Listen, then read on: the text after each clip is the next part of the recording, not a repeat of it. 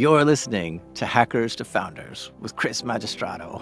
They want to talk to you before you start. I was supposed to speak in 45 minutes. I get there and I find out I am the true keynote, and there's 8,000 people in the audience. And who spoke before me? The French Minister of Defense. All I knew was they want to have a discussion on policy, security policy in Europe.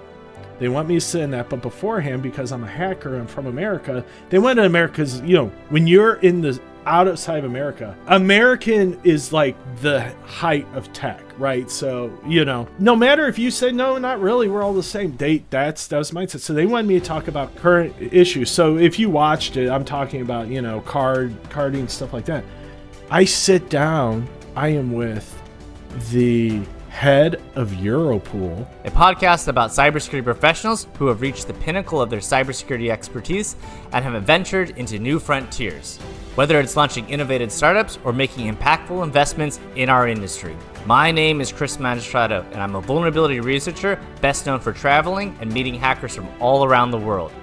And I'm using what little extrovert skills I have to introduce to you hackers that are changing the world. And welcome back to Hackers to Founders. Today we have the pleasure of speaking with a cybersecurity pioneer whose career spans decades of innovations, leadership, and hands-on experience. Dave Chronister is the founder and managing partner for Parameter Security, a firm specializing in helping organizations secure their technology, data, and reputation through comprehensive security strategies. Dave's journey begins with a groundbreaking roles, including architecting one of the largest exchange servers deployments at AG Edwards and developing compliance standards for major credit card organizations at CyberSource. He has since become a trusted advisor to heavily regulated industries from healthcare to financial services, and has been featured on CNN, Bloomberg TV, and CNBC. As a fractional CISO, thought leader, and a driving force behind ShowMeCon, Dave has consistently contributed to the InfoSec community, blending technical expertise with a passion for empowering businesses.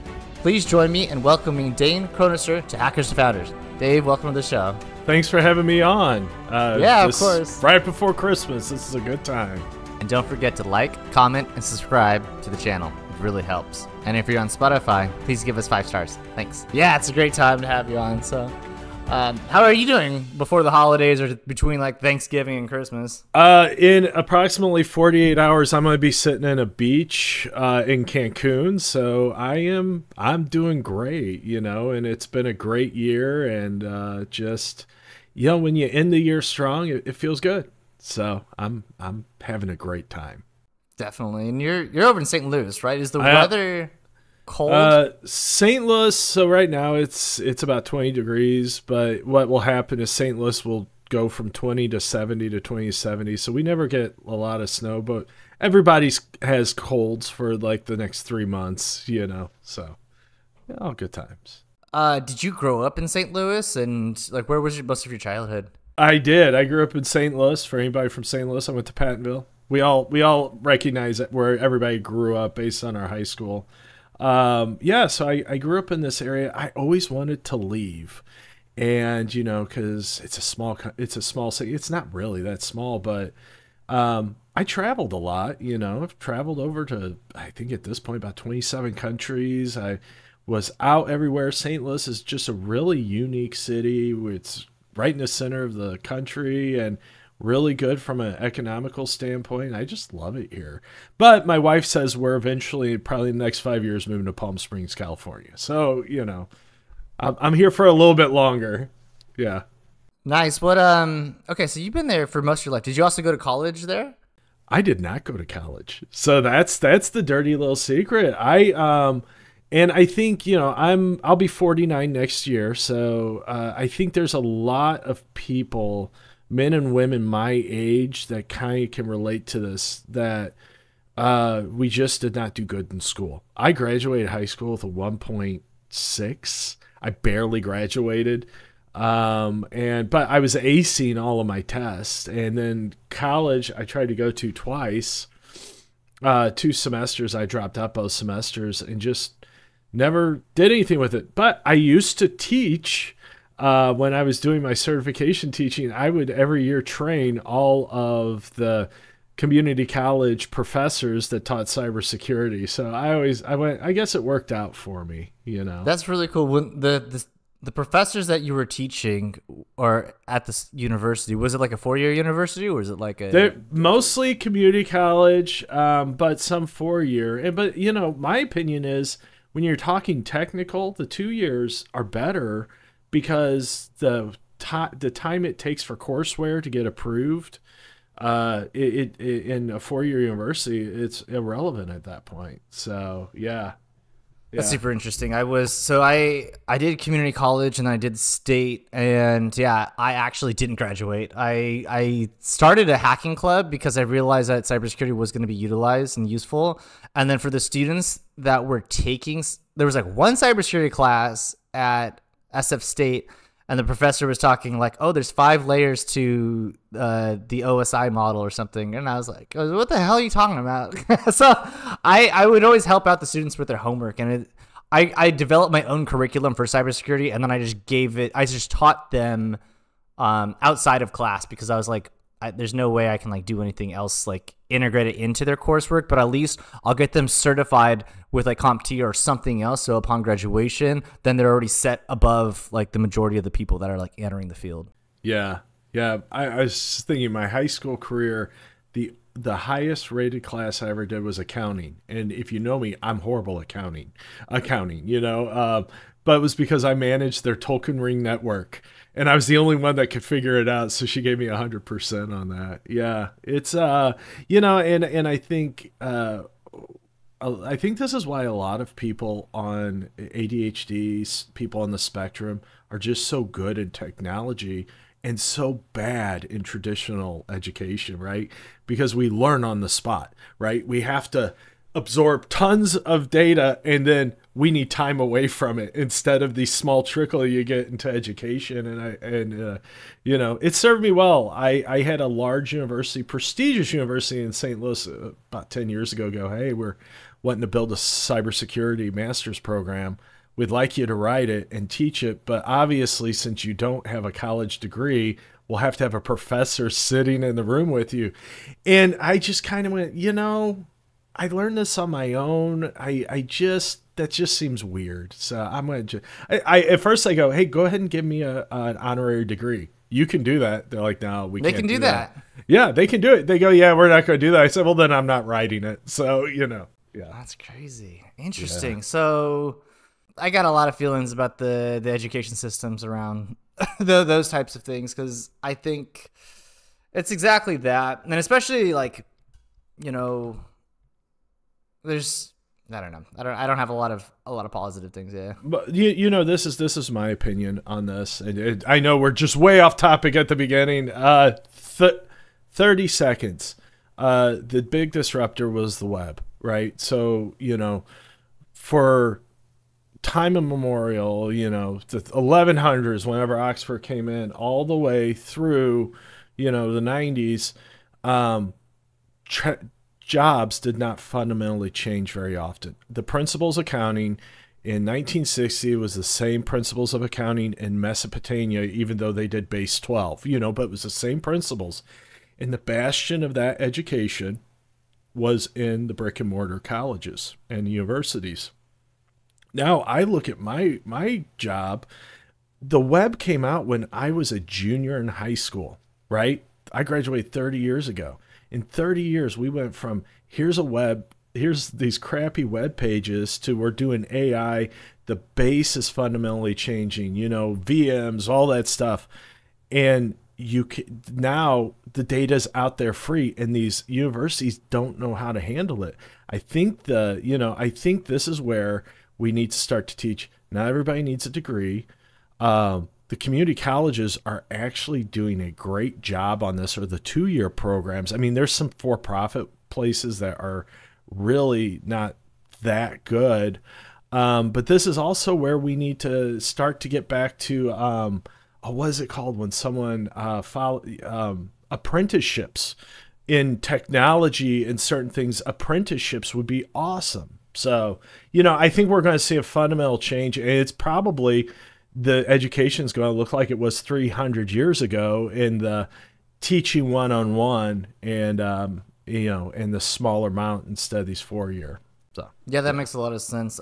You look at these 4 years degrees and it's like, okay, what are you going to learn in that amount of time? And then like, is that going to be translated to a business? And I'll be honest, like there's a lot of programs. If the quality of the content's good enough, you could pick something up in 6 months to 1 year and be viable for certain types of jobs. Not all jobs, but at least to be able to be effective in the markets. Yes. And if you're an entrepreneur, I'm an entrepreneur as well. So like if you're wanting to start a business, you don't need I would even argue that 4 years degrees are probably bad for it, because there's so much information about different types of businesses. And like, if you're interested in like, whatever, drop shipping, or interested in building up an agency, like you might gloss over that in a 4-year university, because it kind of just depends on what education and what things that they're going to be teaching you, right? It's a completely different type of education. Right.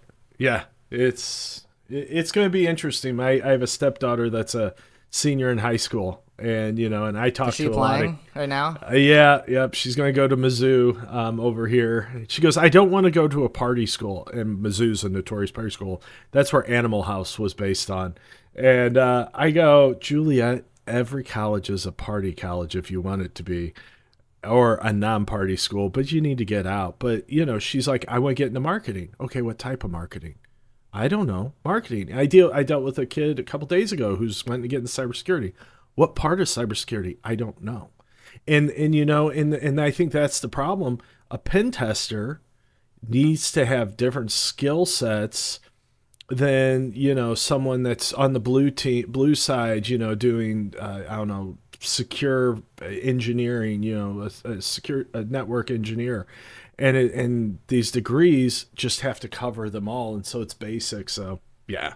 And not only does it like cover them all, you actually brought up a really strong point about like currently, like my wife's looking at. I talk about my wife every episode now that I think about it. I just love it. Hey, that's good.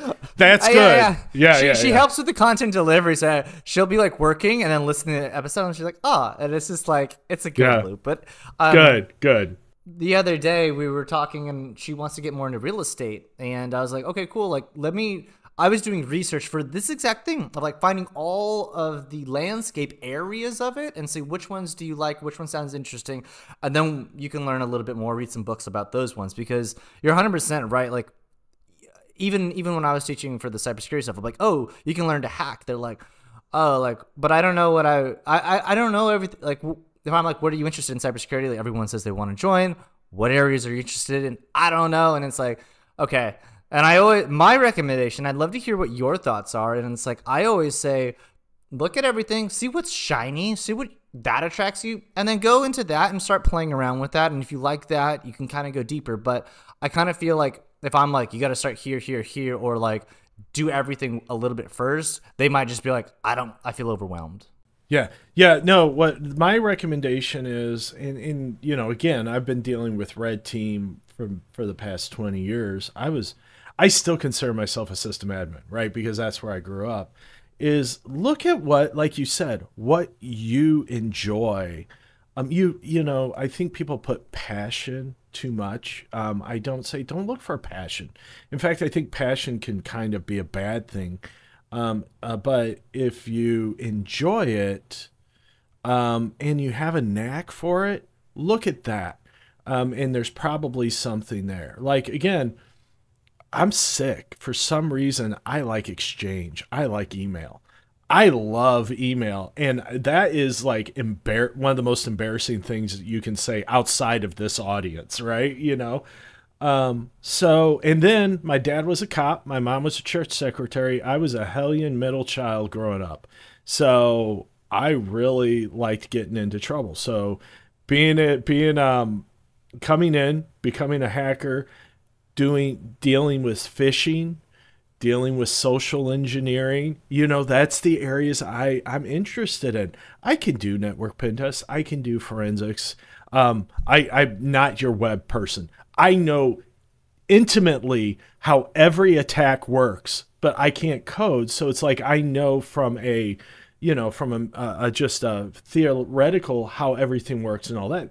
I need to know that, but you don't want me to do that because I hate coding. So I think that's why I tell people, like I was telling this kid, I go, what do you enjoy? and then start to do it. Because, I don't care if you didn't get a degree, but man, tell me, hey, I set up a VM with Proxmox and I have some stuff at my house and I'm running Pi-hole, I'm running this and I'm running that. Cool, because almost every man and woman that he's going to interview that's in the tech world has been there. And we get what they need to know. They need to know how to learn. They need to know how to figure things out. And we want to see a young adult come in here, or an old adult getting in here that can, that has the ability to be proactive and that they are trying to figure things out. I don't want to deal with like the sound absorber back there that just you keep saying and it just absorbs, doesn't say anything. I want one of these people that is taking it and learning from it. So yeah. Yeah, you touched on two really great things I want to mention. So the passion part, as well as building upon and working to gain experience when you don't have that first job. So the first thing about passion, I heard this from, there was some Olympian. I think she was like a runner, and then like she's like, when I started, I loved it. I was doing this. I was passionate about it. And then after, I don't know, it's a few months, years, whatever, she's like, I was like not loving it. I just didn't have a passion for it. And then my coach asked me like, give me a percentage of like how much you are like into this or whatever. And they said it was like I think they said like, I'm happy, I'm passionate about it like a third of the time, and another third it's like just okay or whatever.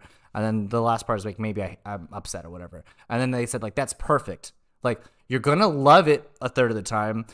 Another third of the time, you're just going to be like, okay, well, I'm just going to get through it. I'm not really excited about it or whatever. And then the last third, it's like, okay, like I got it. I don't know. It's like, I dislike it as much, but you're not always going to love it. And that was a super interesting thing. As long as you like are okay about 66% of the time, or not, like, you can love it a third of the time, but 66% of the time, like, as long as you're like not fucking always hating it over that amount, then you're actually doing great. And that's like the Olympian thought. It's like, you're not going to love it all the time. Yeah. And that's what I mean. Like, again, I only have 3 of my guitars here. Right. But where are the other ones at? Oh, my other, they're all around the house, and okay, nice. My wife just says, keep them downstairs. I've been playing since I was 7. Right. And the reason I got in IT is because my music career didn't take off. And I'm so glad it didn't, because this room here, my office is right outside here. This room here is my little sanctuary. I come in here, I pick up my guitar, I sing, I play along with, tracks. If I was doing that for a job, I would hate it. I would absolutely hate it. My ex-wife went to New York to become a professional musician. She was living as a professional musician, and she grew to hate it. We were in a band together, and after we got married, I couldn't get her to sing because it hated it. And that's the thing. I see this with a lot of the younger people coming in that grew up doing pen testing and doing CTFs and stuff. They're going home, they're doing CTFs. I'm like, if you have a job, be passionate about it. But if it's your passion in life, and this is the way you're going to relax, money will make that a very complicated relationship. And, I'm passionate about being an owner of a business. I'm passionate about information security. I'm passionate about cybersecurity. But honestly, if people are going to ask me, who are you, Dave? And I'm a husband. I'm a father to 2 great stepkids. I have 2 amazing dogs. I'm a musician. I love pickleball. I love history, and I love wine, And by the way, for a job, I do cybersecurity, which I'm passionate about, right? And I think that's the big difference. Yeah, that's, I want to touch on that too. But I had the other thing's a little bit quicker. So the other thing was that if you don't have your first job, or you're looking to skill build or whatever, you can do things. You can pick up a project. You can do, like you said, Pi-hole, set it up, and then say like, oh, like, I want to apply for this job. It's like, what have you done outside of, you don't have any experience, but what are you doing at home? What's your lab environment like? And if you're like, nothing, I don't do CTFs, I'm not on Hack the Box, then it's like, well, there's a lot of people that are, so, try to jump in and do a little bit more. And then you have other types of things that make up who you are. So another thing, this point comes for people that are like, you've been in the industry for 5, 10, 15, 20 years at this point, right? Probably more towards people that have been in cybersecurity or InfoSec for the past like 5 to 10 years. You reach a point where you always feel like your entire personality is a hacker. And then if you do things outside of that, you become less of a hacker. At least that's how I felt. So if I was interested in starting a business or learning things outside of that, you know, I always felt like this makes me less technical and less skilled and stuff like that. And you bring up a great point to say like, those other things don't make it so you are less of a person. They actually enhance the person that you are, and you're able to connect and meet with more people. Yeah, no, it is. And you know, and when I started, so man, I'm 30 years in the, almost 30 years in the business. It's hard to even say. That's hard to say. Yeah, I don't even say. But you know, when I first started, I was a young punk PC tech, right? And I remember the old guys, number one, they never seemed to get the acronyms right. They didn't know some of the newer stuff, but then they would come up, just pull out their asses how to fix some of the most obscure things. And I realized, and they're just not as technical. I'm like, what's going on? As I've gotten older, I've realized, number one, it's hard as you get older to keep up. Once you get in your mid-30s, it just gets hard. And it's your brain, the plasticity or whatever, it's just harder. It's a fact of life. But what we do gain is experience of, here's stuff that I spent 6 hours trying to figure out in 1998. And oh, by the way, I just hit it now. I still remember that. But also as we expand into our career, higher end careers are less technical. Even if you're a technical lead, you are probably not as hands-on, and that's okay. And there's other skill sets. I worried about that when I started my business. I went, I'm doing sales now. I'm not. I used to do talks everywhere at cons and stuff, but that was also when my business was, I was out pen testing. I was out doing trainings. I was doing all this stuff. And now I'm like, I kind of feel like if I even spoke at my own con, I feel like I'm kind of a hypocrite because I want technical people. I realized my skill set's changed, right? I'm not the best these days to really talk about the latest and greatest attacks, but really where I'm at now with my skill set being a business owner, interacting with business owners, is talking to business owners, talking to C-level suites that don't really understand, and being a knowledgeable person to give them an understanding of what's going on. And that's my new position. That was hard for me to accept, but I've accepted it now, you know, and now it's nice to just go, you know what, you want to talk technical? I got a gal over here that can talk to you about it. I don't do that anymore. I'm just not there. But that's I think, again, going back to the passion, if your identity is nothing but I'm a hacker, when you start to evolve and your identity changes, that's tough.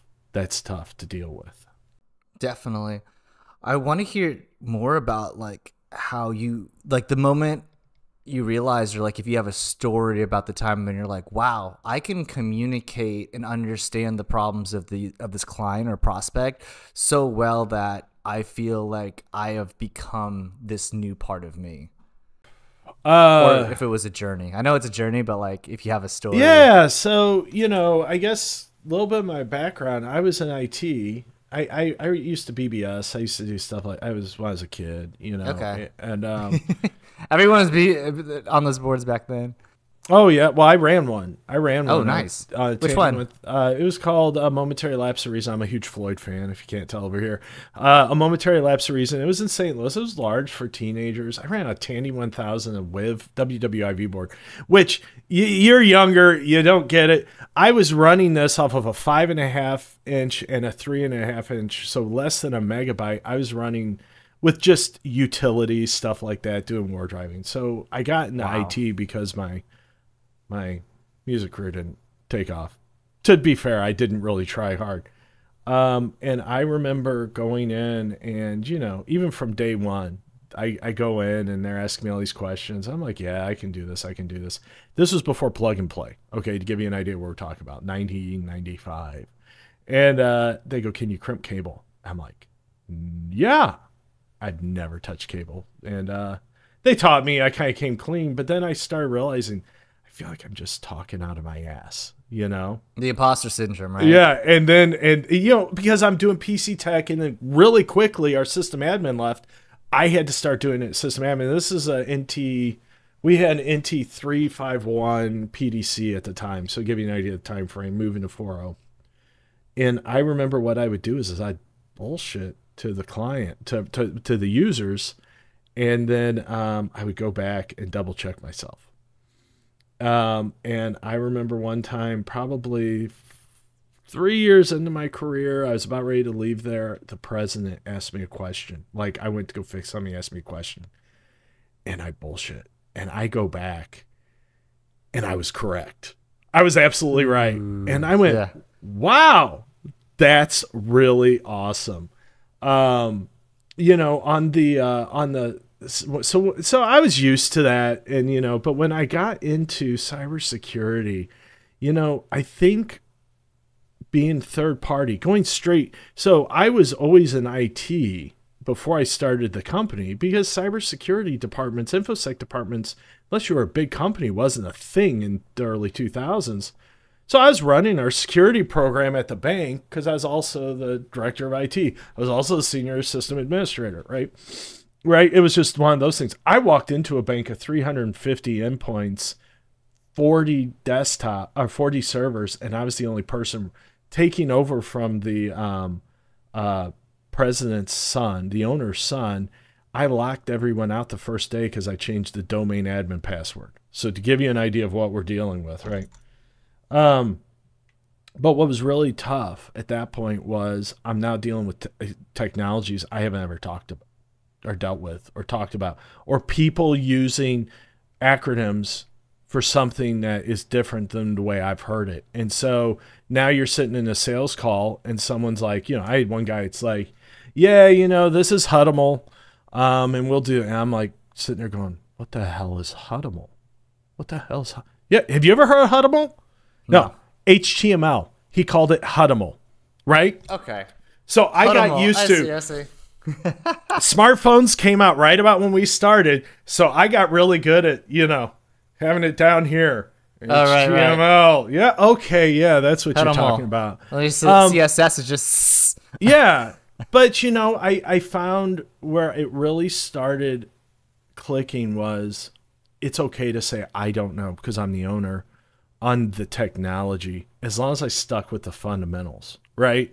You know, a SQL injection is a SQL injection no matter what the programming language is, because that doesn't matter. It's the database, you know, and things like that, and patching. So that was a real big relief. Yeah, we've run into quite a few of those crazy ones, and especially when you realize a smaller company where they maybe have never talked to anybody and figured out what the actual name or the acronym's pronounced, you know, that becomes an issue.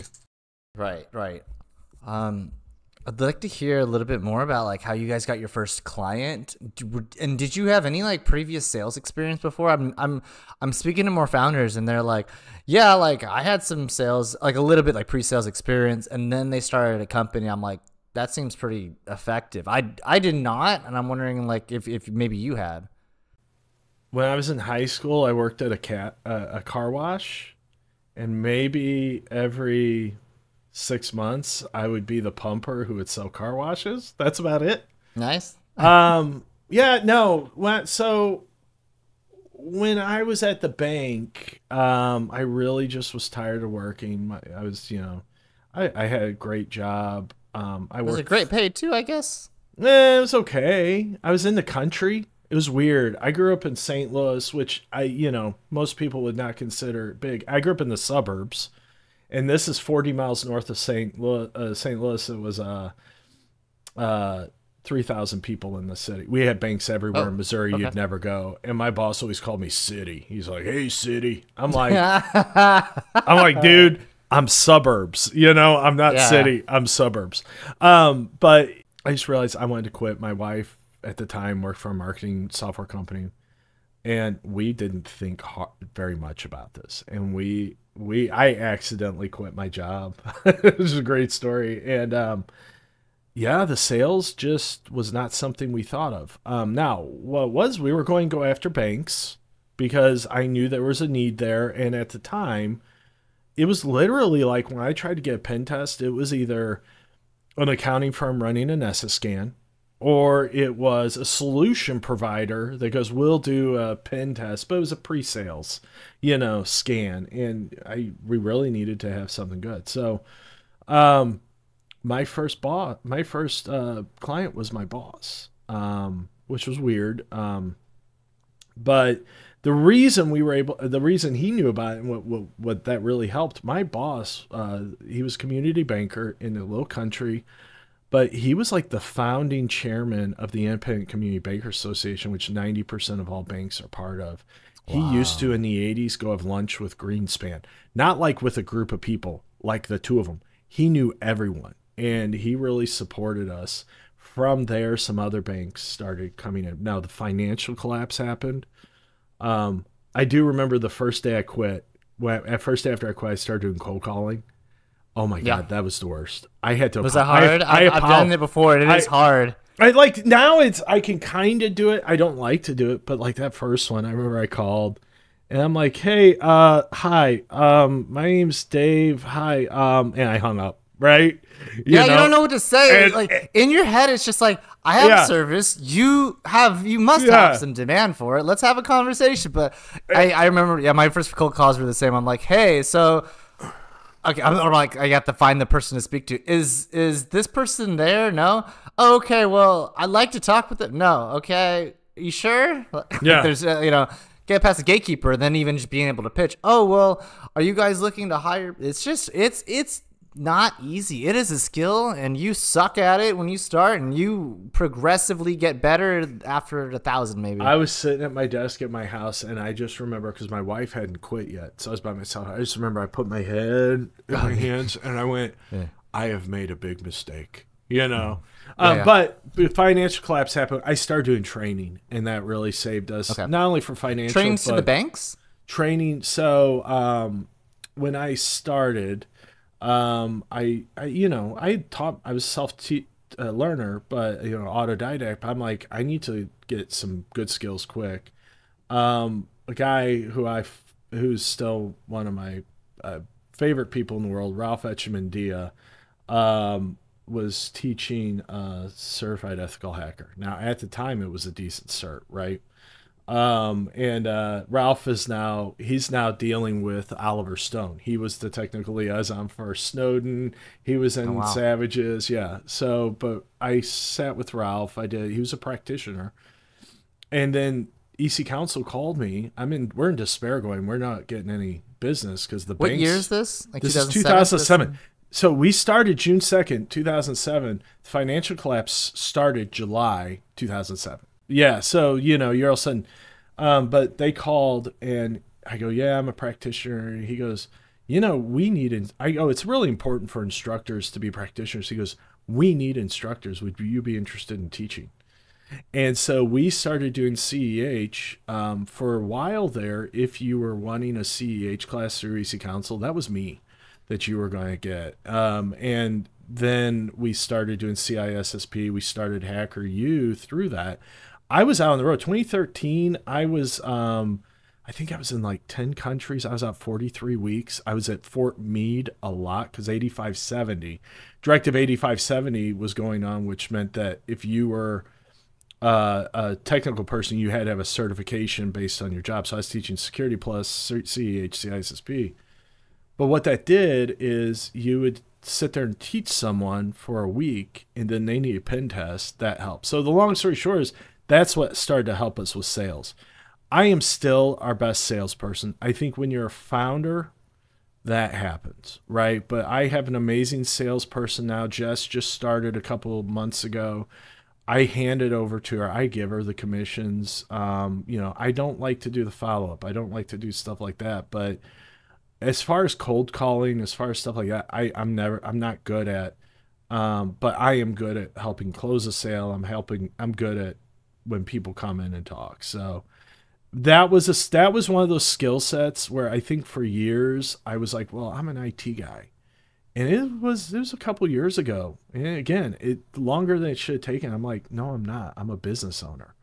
And that's a different job. I am no longer an IT person. I'm a business owner in the IT world, and I need to get my skills up. Yeah. You traveled a lot in that time frame as well. So were they paying you to go travel as well? So you were getting some type of base, or was it like we'll pay you to get there, but we're not actually going to pay additional stuff? Like how was it financially at that time for you? And were you struggling, or kind of was it like it was okay? I did 22 countries. And again, when we started Parameter, I went, I'm going to just be in St. Louis. I'm going to be a St. Louis company. It was a mixture of a lot. So the way the training game worked when you were a hired gun is they would say, this is how much we're paying. And that included travel, that included lodging, and then you would make it do. Now, again, I'm kind of an open book. Our company was kind of mismanaged, and we can get into, I've rebuilt it lately. So finances always seem to be a problem at the beginning. We were struggling. That's one of the reasons I was out, and it was hustling. I didn't have kids. It was, we went from dinks to one income, right? And we were hurting. So we were making pretty good money doing that. Now, so a couple ways that would happen. EC Council or would maybe call and go, hey, we have a job. We had training coordinators that would reach out. Or we'd started HackerU, and companies and conferences would go, hey, can HackerU come in and do a class? So that would happen. And then if I was speaking, I wasn't really, depending on where it was, I got paid maybe. Some I didn't. So it was, what it was for me is it was more of a networking. I think if I didn't have a company and other employees, if I got back to training, I could actually be on the road 26 weeks a year and wow, and make a decent money. You can make really good money doing training. There's people that do it, but it's a shit job. Like I remember waking up in Mount Vernon, Hampton Inn. Mount Vernon, Hampton Inn. So I would leave on Sundays to go to get to the place, teach the class. Now, again, I'm teaching 3 classes. Security Plus, barely. Mostly CISSP and CEH. So you want to talk about Groundhog Day. Sunday, go to an airport, rent a car, go to the grocery store, get some stuff, go to a Hampton Inn because they were everywhere, and then teach the same classes. I woke up in fire alarm going off in the middle of the night. I ended up evacuating with everybody else at 1 in the morning and realized I have no idea where I am. I don't know what city I'm in. Like I got to the point where in my jacket, I would take their stationery. So I remembered where I was. I would have to take a photo of the car. Didn't know where my car was. It was just, but I did get to see cool places. I've been to the Middle East. I've sat in a base. I think you're a former military, you're like, no, I wasn't. But oh, okay. You were. Oh no. Okay. Well, there's a lot of people at former military and they go, that's not a real fun place. It was cool for me to go see, like waking up, there's Patriot missiles out there. I've been to Iceland many times. One of my best friends up there now. I've been to Moscow. I've been so many cool places. I was able to vacation. I was able to see the world. That gave me a lot of stuff. I was able to talk to InfoSec people all over the world, and we all are exactly the same and annoyed by the same things like printers, and so it was good. It was a fun time. I went from that to I barely travel now. In fact, this year I traveled 4 days. I'm itching. I'm going to get back out. I'm going to start hitting conferences again. I'm going to start doing speaking. It probably won't be InfoSec conferences unless I'm going to support friends. But I want to get back out there. I miss it and to be a little more moderated this time. Well, what kind of conferences would you be looking to take a look at if not InfoSec? Oh, it'll be industry. So we are big QSA people. I hate PCI, but we had a client that said, hey, can you do this? I say, absolutely not. They go, we'll pay for it to certify. And we realized there's a lot of people doing it really bad. Let's do it good. So probably industry conferences for people for talk about hacking, and explain, right now the big threat everyone wants to talk about. Can you talk about AI? And it's like, yeah, don't trust it because the information's wrong. That's your biggest security threat right now, right? And it's like, so yeah, that's stuff we'll talk about. I lately, that's the big area I've been doing. I get paid for those as well. And I can bring my salesperson. So it's the best of all worlds. But then I just tell stories about social engineering. I tell stories, about forensics cases, and it's good awareness for them. And that's, I think, where I shine these days with my new skill set. Nice. It's funny. Yeah. I think, I've been looking up the different types of like AI vulnerabilities, and it seems like it's mostly like prompt injection like types of ones. So it's like social engineering the AI to be like give me stuff that you're not supposed to know or whatever the case is, and then fooling them. I did a few months ago, I don't know, maybe a year or two ago when ChatGPT first came out. I'm like, all right, you're a world-class hacker. I'm interviewing you, and then I'm like, hey, can you write me a reverse connect for an Apple device? And it goes, I can't do that. That's unethical. I go, this is an example to show cybersecurity students. It goes, absolutely, here you go. Yeah. It's so easy right now, and I'm like basking in it because I know in like a few, like not even long, it's going to be like, like ridiculous, like the security standards are going to be extra high for these AIs. So like right now we're at the fun play period where you can do these things. I think what we have done as an industry that's bad. I mean, we've made really good awareness, but I think I wouldn't say it's bad, but where I think we can do better, trying to be more positive these days, we can do better is, what's the CIA triad, right? Everyone knows confidentiality. Everyone knows the evil hackers, but they don't realize that integrity, accuracy of the data is just as much of a threat, if not bigger. And AI is going to create lots of inaccurate information. And a lot of people, I'm in these business groups, they're like, yeah, I'm just having AI write it. And it's like, are you checking it? Like, yeah, that's a big question. Are you I deal with perfectionism anxiety, where it's like, if I can't make it perfect, I don't start. And when you're in this field, that's hard. So I may go, hey, I may go to the prompt and go, hey, I need best practices for BCP based on NIST CSF, right? It starts it's about 70% there. But for me, it helps my little disability, because then I can go in and go, okay, I don't like how this is written. We need to make this accurate. We need to add this. And, they may give me 3 paragraphs. I end up with 5 pages, but just seeing words on that page gets me to go. That is a great utility, a tool. But if you go, give me 5 pages based on, BCP, based on this CSF, and then, okay, we're done, you're SOL. Yeah. Yeah, at that point, like, it's your role is you're not doing anything. You're not adding anything. You're not checking the viability of. You're not using your expertise. No, or maybe you don't have. Like, that's the other thing. Okay, so like, it might be the case that like you don't know what to look for. That's fine. Then even ask the AI, like, hey, how did you figure this out? Or like, like you.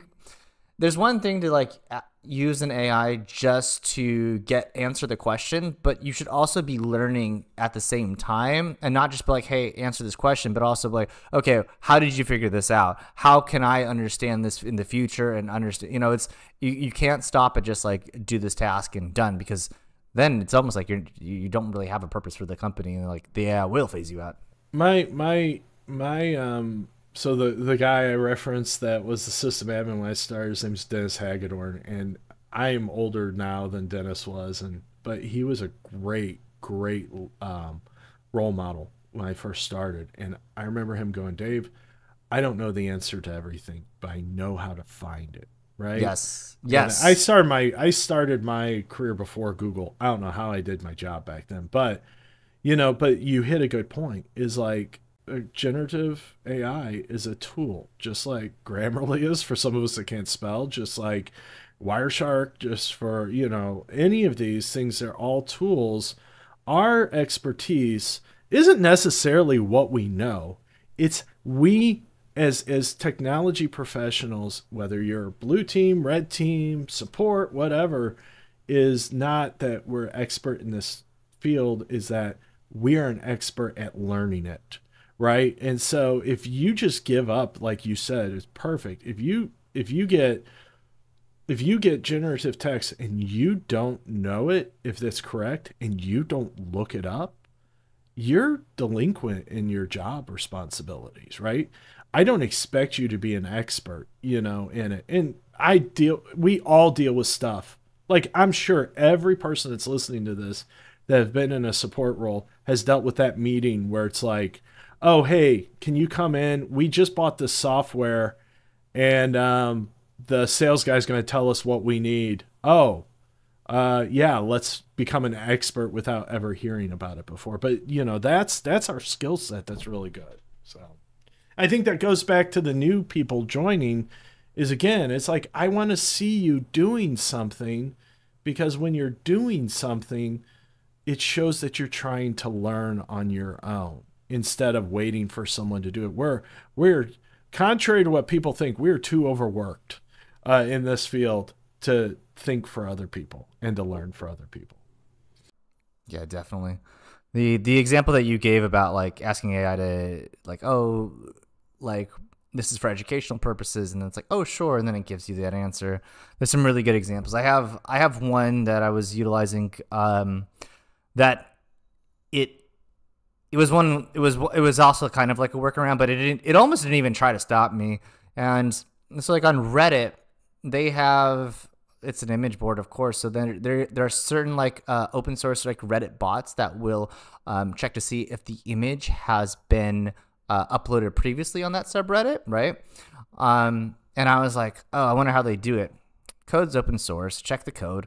And I think they check like by pixels, and like they do like an MD5 like check as well. So I just grabbed the code from from GitHub, and I put it in like ChatGPT. I'm like, hey, write a bypass for this, and it did. And I'm like, cool. And then I just like upload. I'm like, here, anyone who wants to like upload images, you know, without it getting caught, this is how to do it.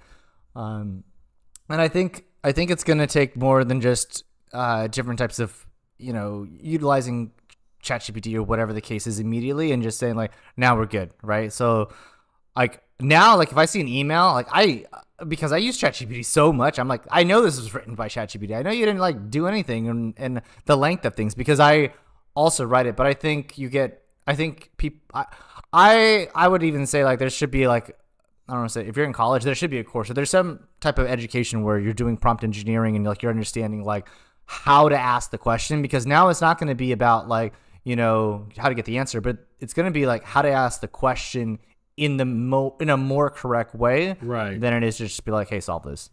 We use Copilot at work because you guys like it. Yeah, what's really cool is the business. It can learn. You can create your own training based on your OneDrive, and it doesn't go to the rest of the world.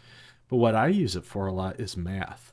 Like if I'm putting a 25% upcharge on something, that's easy for me. But stuff like, I went from, you know, my revenue went from this to this, what's the percentage difference? I could never figure that out. And that's awesome, because it always shows me a formula. I'm like, yeah, I don't know. I'm going to ask you again the next Just give me the numbers. Yeah.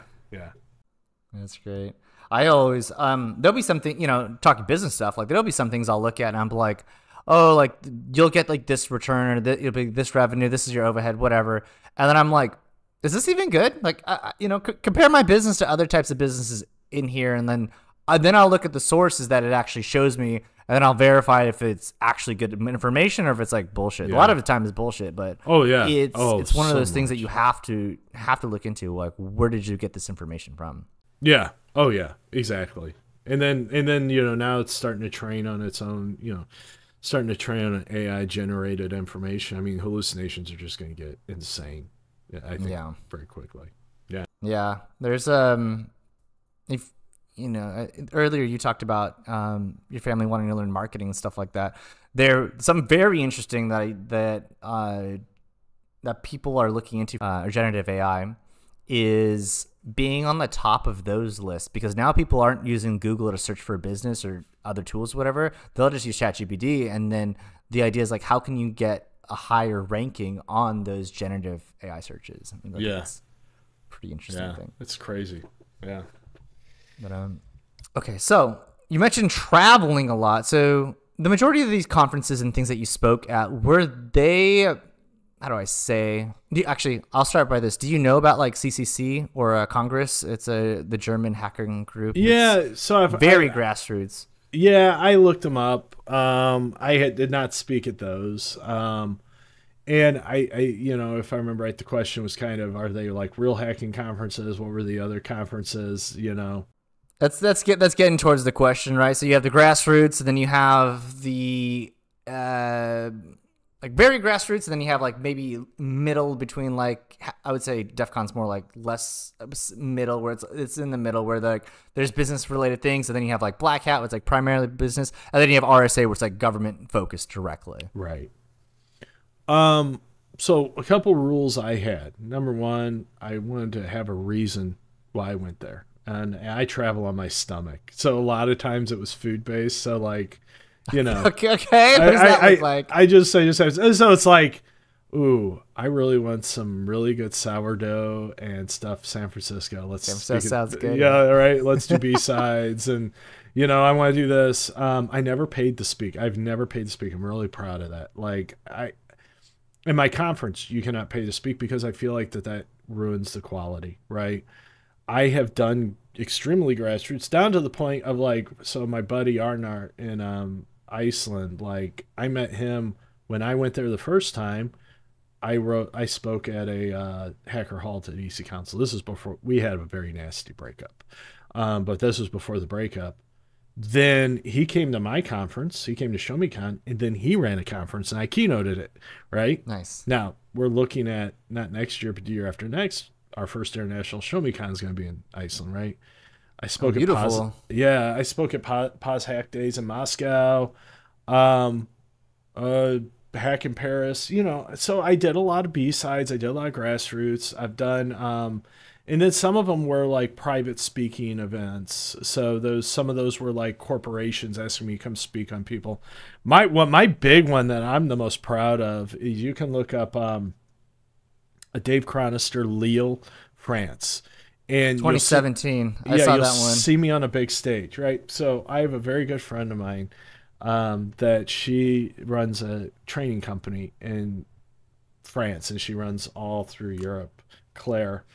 And she goes, hey, I have a friend that's running a conference, and they are looking for an American speaker. Do you want to come? I said, absolutely. What can they do? And, and this one's like, well, they can pay your airfare. And they'll give you a booth, and it's like, okay, I can do that. It's my birthday. My wife, at the time I was with my ex-wife. Let's go. Let's have a good birthday. Claire was going to be there, so I knew some people. And we just brought some we're used to 6-foot tables, right? And so we just brought some trifolds, because we're traveling. And we didn't want to ship anything. You guys brought tables? Well, no, we're so used to small tables, like going, you go to conferences here, a lot of smaller conferences, you're getting the 6-foot table. We didn't know anything about, I didn't look it up. So I just had like 300 trifolds. So we start walking towards this place. It's kind of like I think it was like a soccer stadium or that size, right? And we're like, oh, wow, this is kind of big. On the inside. Yeah, this is kind of big. And, I looked at the program, and it was in French, and it just said keynote Dave Chronister. I'm like, okay. We get to our booth. Our booth is like a 10-foot by 4-foot, 4-foot by 10-foot. It was huge. And we're like, okay, this is awkward. We're not even going to put shit out. And then they go, okay, it's time for you to go. They want to talk to you before you start. And I was supposed to speak in 45 minutes. I get there, and I find out I am the true keynote, and there's 8,000 people in the audience. And then afterwards, they asked me to sit in. And who spoke before me? The French Minister of Defense. Oh my God! Yeah. Then how do you follow up with that? All I knew was they want to have a discussion on policy, security policy in Europe. They want me to sit in that, but beforehand, because I'm a hacker, I'm from America, they went to America because, you know, when you're in the outside of America. You're speaking for America at that point. American is like the height of tech, right? It is. And security too. Yeah. Which, no matter if you say, no, not really, we're all the same. That was mindset. So they wanted me to talk about current issues. So if you watched it, I'm talking about, you know, carding, stuff like that. I sit down, I am with the head of Europol, which is the European. Yeah. So that he's head of the cyber for this Europol. Was 2017, right? Yeah. This is when they were doing all those massive shutdowns of like Alphabet and all the other stuff, right? And the head of the Pirate Party, another high member of the Front, and I just went, fuck did this just happen? Like, you know, but I was real proud of myself because I deal with anxiety a lot, and I'm like, wow, this is cool. So yeah, and then afterwards went out and got really drunk to celebrate my birthday. What was really the coolest part about it is my brother's birthday is the day before mine. He's 4 years and 1 day older. Because of the time difference, I was able to call him, and we both celebrated our birthdays at the exact same time. So well, that's kind of cool. That's really cool. Yeah. So, you know, I got to speak at a lot of cool places. You know, and my big takeaway there is every conference was different. There were certain conferences, Positive Hack Days in Moscow, I felt like I was a hooker that they just threw out afterwards. Like, and it was if you were from Western Europe or you're from America, they wanted you to talk. I wasn't invited to the speaker dinner. In fact, I was told, hey, there's a speaker dinner, but by the way, you're not invited. You know, I wasn't the only one. It was other Americans. This was the French one, or this was something else? No, sorry. The Positive Hack Days is in Moscow. Okay. The Russian one? Okay. Right. But then I've had other ones where I went to Def Camp in Bucharest, Romania. And I saw that one too, yeah. That was last year, right? That was a few years ago. I need to get back. But they treated us out. They hung out with it, you know. And so when I started my conference, I'm like, let's take the good aspects of it and let's really, you know, big ones, treat our speakers like rock stars and pay for people to, you know, you're coming on my you're coming to make me money. I'll pay for your airfare. I'll pay for your hotel. I'll treat you like a rock star. And so, yeah, that was a really good lesson for me, for my business. Yeah, that's amazing. So let's talk. I'd love to talk about your conference now a little bit as well, because there's not a lot of people that set up conferences and just, period. So like we have a lot of people that attend conferences, right? We have, people giving trainings, college papers and everything. But, you know, I want to know what inspired you to create your own conference, and it's by its own brand and name and stuff like that. And you have, what I've seen in the United States is like you'll have conferences that are kind of geared towards specific types of audiences, right? So when you're generating and creating different ideas for yours, and after traveling the world and giving talks at so many, what are some of the things that you wanted to bring to yours that were different than what was already happening in the United States at the time and that what you've seen? Yeah. So that's a great question. So when I did talks, and again, this may have been because of imposter syndrome a lot. You know, I was never a security researcher. I'm a technologist. And so I only had one talk ever that I did research that wasn't based on stuff I dealt with day in and day out, right? And that was my talk where I traveled a lot, and that was that give me your data, finding places to data leakage. So I very quickly realized when you're at a hacking conference, you're an information security conference, no matter how elite it is, most of the people in the audience are not information security or cybersecurity specialists. They may be doing it for their job. They may be doing something, and they may even be doing pen testing. But, you know, like I look at my conference, 900 people, maybe 100 of them, 150 are dedicated pen testers, right? So who are the rest of the people? There are people, usually blue team, that have to figure out what this is. So when I would speak, I realized where my sweet spot is talking about the stuff I'm dealing with every day that will affect them in the day. Like, yeah, there's ones I always think about is, you know, the dude a few years ago was like, hey, I was able to hack an ATM to give me data, give me money, and I'm going to tell you about it, but it's already patched, so you'll actually never deal with this again. Was Barnaby Jack? Was it Barnaby? Yeah. He passed on not too long ago. I mean, great talk. Yeah. He was a great guy. Great talk, right? I've only heard great things about him. He was a great guy. But what, you know, the problem with that is unless you're a security researcher, unless you are doing exploit development, those areas, it's more of just like, this is entertaining. And so when we started the conference, the way we started it, again, we were with EC Council and they wanted to do these takedown cons and they asked, could we do it? We were their biggest partner. And so we did it. And this was the beginning of the end. It was an absolute fucking nightmare. You know, and so the next year came around, but we had a good time doing it. Right. So the next year came around 2014. I have 4 people in my company. Right. And so any decision could cause issues. Right. Right. And I remember just sitting around and we go, should we do this? And just kind of, like every decision at the end of the day, it's emotional. And you said, fuck it, let's do it. So if you go look at call for speakers, you know, which is up right now, you know, what we're asking for is, I want, number one, you can't pay to speak, right? I'm sorry.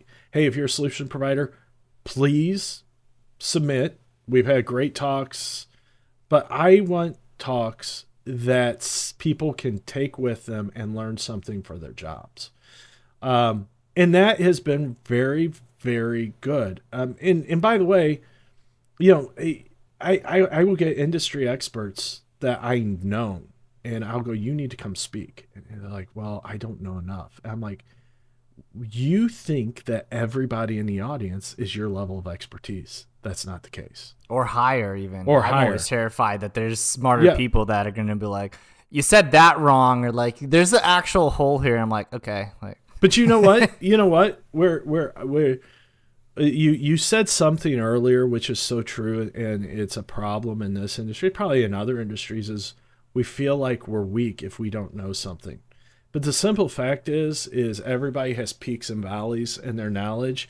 And the more knowledgeable you come in one area, I would argue you become less knowledgeable in another. And being around enough speakers, I have 24 speakers each year. So just in my conference, wow, I've had over 200 speakers that I've dealt with. I can tell you people will talk about their side, what they're experts in, and really not talk when they don't know what they're talking about. But even if someone knows more than me, I have a bit of knowledge that I can give them that maybe they haven't dealt with or they can incorporate. And by the way, if they're kind of assholes, then they are. Don't let them affect you. So we've done that. I think we have a very cool mix, because what I really liked about, I like the community cons, right? But I'm a business, and we have another company that's based in St. Louis. They do 60 conferences every year. Well, there's 2 companies based in St. Louis around the country where you pay to speak. It's free to get in, you know, and what you get is sales pitches. And companies send them to that because they don't want them to go to a DEF CON. They didn't want them to go to, what was Kennedy's old one? DerbyCon. Because they're doing exploit work. They're doing stuff like that, you know. So let's get the speakers you get from community, right? And then let's make it very corporate. We're in this really awesome casino hotel. We zhuzh it up. The lunches are amazing. We treat them like rock stars. But you don't have your badges. Our badges are... here's my badge from all my different conferences. Nice. So this is our badges from this year, right? And so you don't have your name on them. We don't give out lists. But I saw that. Actually, may I ask a question Yeah. about that? Because when I was reading that on your website, I had not even thought that conferences do that. So I Yeah. was like, wait a minute. Are conferences doing this? And then, so my question is, have you spoken or know of any types of conferences where it's like, hey, we give our the participants, everyone that we collected, and then we give it to the sponsors. So do you know conferences that do this? I will just say I'm the only conference I know that doesn't. Wow. Does this include some of the bigger conferences? I don't want to name any names. Definitely but- big. You go to Black Hat, you go to DEF CON, and it's just the way business is, right? Is you get a list of the attendees, you can pay to speak, or you can get a scanner. I just had a large EDR company reach out, and it's the people we used to deal with and aren't there anymore. And they go, hey, I noticed we don't get a conference list. Do we get barcode scanners? And I go, no. I go, this is unusual, but we don't. And the reason I don't do it, there's a few reasons. Number one, I'm an introvert. I'm like every person, most people in this industry. The thought of someone scanning me and giving me spam or calls is just, and then as a business owner, I get that list. I get nothing out of it, right? So what ends up happening is throughout the entire conference, I will say, by the way, these people, these companies, despite marketing best practices, came here without getting lists. Please talk to them. Please go up. And sponsor after sponsor comes back and goes, man, we may not have 900 people, but we're leaving with 20 warm leads, and that's really helped. So we, and then we treat these people like rock stars, and then the speakers like rock stars, and then the attendees. I mean, we just shower them with love, and we give them information they can take home. So I have large organizations in the area that send 20, 30 people, and I think we have found magic about, like, like any podcast, you shared some of the questions that you may ask, right? And like me being a hacker, caused chaos, took us off. But one of the questions you asked is, what's your legacy? My legacy is ShowMeCon. Parameter security is amazing. I love it. But I feel this is the one thing I have done in my career where I go, I have found the magic formula, which is not hard. I just told you the magic formula, and most people are not doing it. And I can go do this, and not only can I feel like I'm giving back to the community, can I, have good job satisfaction, I'm going to make a boatload of money, because conferences are very lucrative if you do them correctly. You said you're not making a boatload of money? Oh, no. I can make a boatload of money. You could make a significant more, but because you don't do those practices like data collection and sharing for your conference, you're saying that you make less, and the people that are doing it are making it substantially more. Is that correct? No. I'm saying I make a lot more money doing my conference than I do. Oh, okay. And what I'm saying is, I don't know what they make. Well, I'm sure Black Hat, DEF CON, I'm sure a lot of them make good money. For me, it's more of, I look at it as, what's the conference I want to attend as an attendee. I look at my attendees as colleagues in the industry, not customers. Right. And I think that's the big difference, because I am a practitioner, because that's where I come from, but I'm not the only one that feels that way. I just do it more corporate. NolaCon is a sister company, and the guys down there running that do a great job, do an amazing job, and we used to have Circle City Con, GurCon, all of those. GurCon's still around. I think Circle City folded up over COVID, but we were all practitioners doing it. For me, I'm looking to expand it, because there's a lot of bad conferences out there, and I've gotten stuck in them before, and let's give a good conference. So yeah. For the people that are hearing this conference for the first time, like, how much do you guys charge for a ticket? And if there's any students out there, is this also a conference for students, or do you think it's geared towards another type of audience? So ours is expensive. So our early bird tickets right now are $375. Okay, $375. Yeah, and we have not set the price for this year, which I have to That's one of my things to do before I leave today. Set price, because early bird ends. We have training, and like a training session's like $5,000, which isn't bad. But what you get is you get an amazing time. Lunch is served, dinner, drinks, you know, all good stuff. We have, because it's practitioner, we have students that show up. We have had people bring their kids that are interested. Now, we have had issues before where people have tried to bring their kids like it's a community event. It's like, it's too expensive, you know, which, by the way, over half of that price that I charge goes towards the resort. So it's all going back. Yeah, just the resort. So not the total operations. Well, most conferences, it's the resort. It's the resort that most of it goes to. So 50%. Okay. I'm giving back. So like when people go, well, why aren't you giving students much more? Hey, can you give us a ticket? It's like, man, that's a lot of money, you know.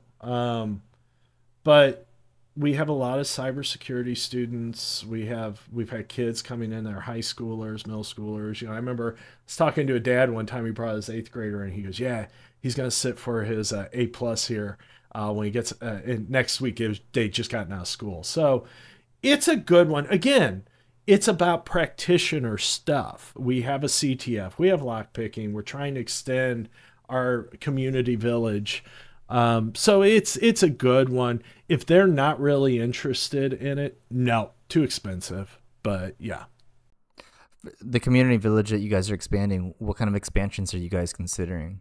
I want to start to get some social engineering villages. I'd love to get SCADA. So that was one of the things I found in Europe that they did a lot better than here.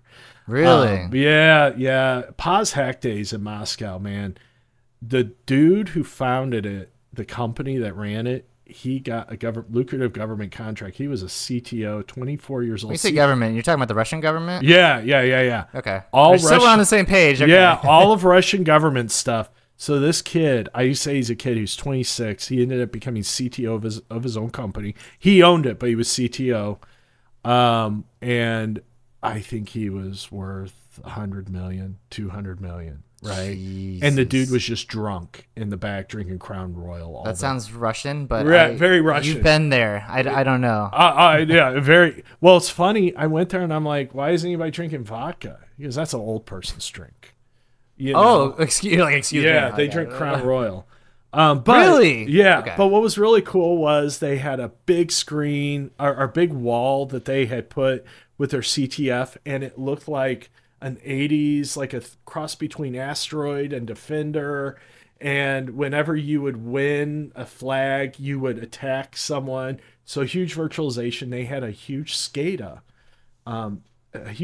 deployment. Now this company was contracted to deal with the utilities for all of Russia. That's how they made their money. And so they did a CTF that was based on the real SCADA. Someone found an O-Day. An O-Day? Okay, so question on the technical side of things for the questions. The SCADA systems that they're utilizing and stuff like this, and you know, a lot of people use Siemens for microcontrollers and stuff, but like, is the SCADA devices that they're utilizing and showing, like, for the CTF and everything else, are these Russian-based? Are they utilized in their Russian infrastructure or in other ones like US and other types of countries? Well, there may be US technology, but it was a replica of what they are actually deploying in Russia. And it was really cool. Wow. So it was probably the size of my room. There was a train that would go around with they'd have a controller for signaling. And they'd have model in there. They had controller for That's airport. Really cool. I like these things. Yeah. Like it was huge. It looked like a model of a city. And then so if you were trying to mess something up, let's say you're going after a light, you would actually see what would happen. They had a phone booth in there, old school phone booth to do phreaking. You know, I'd love to start to bring some of that stuff into my village because, you know, we do the lock picking, we do the CTF. People love that, but I think that there's just so much more we can do there. We also do. We also have let our makerspace here in St. Louis come in, and you know, people learn how to solder and things like that as well. Nice. Yeah, that's amazing. So you were mentioning this guy who had his own company, $100 million worth of contracting, the stuff that he's doing. No. That was his net worth. The company, His net worth, they were the single supplier for Russian. Is that common in Russia where you get a single supplier for something specific? In Putin's world, I think so. If you know, and I think that's also why he wasn't the president of his own company, right? I'm sure for political reasons they had to have someone else come in. There's so much interesting things around that. Okay, cool. So when you went there, was it like, oh, we have an American, like we get to extra monitor him kind of thing, or was it like you felt like the level of security is maybe about the same everywhere else that you had been? So my ex-wife would always get picked and immigration really picked on her, which I thought was fun. She's American? She's American. She got picked on in Romania as well. I never did, but there's Americans around. There's people from all over the world there. I hung out with a dude from Egypt a lot, and he was one of their clients, and they paid for him to come up, right?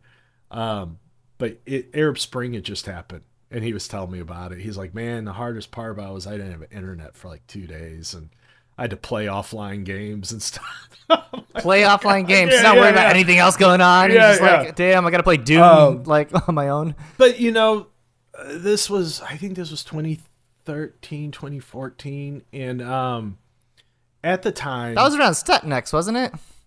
It was a little after Stutnex, yeah. Okay. So at the time, you could tell what old Soviet Russia was like. It was, you felt like you were being watched. You felt like you had stuff, but that's the whole country.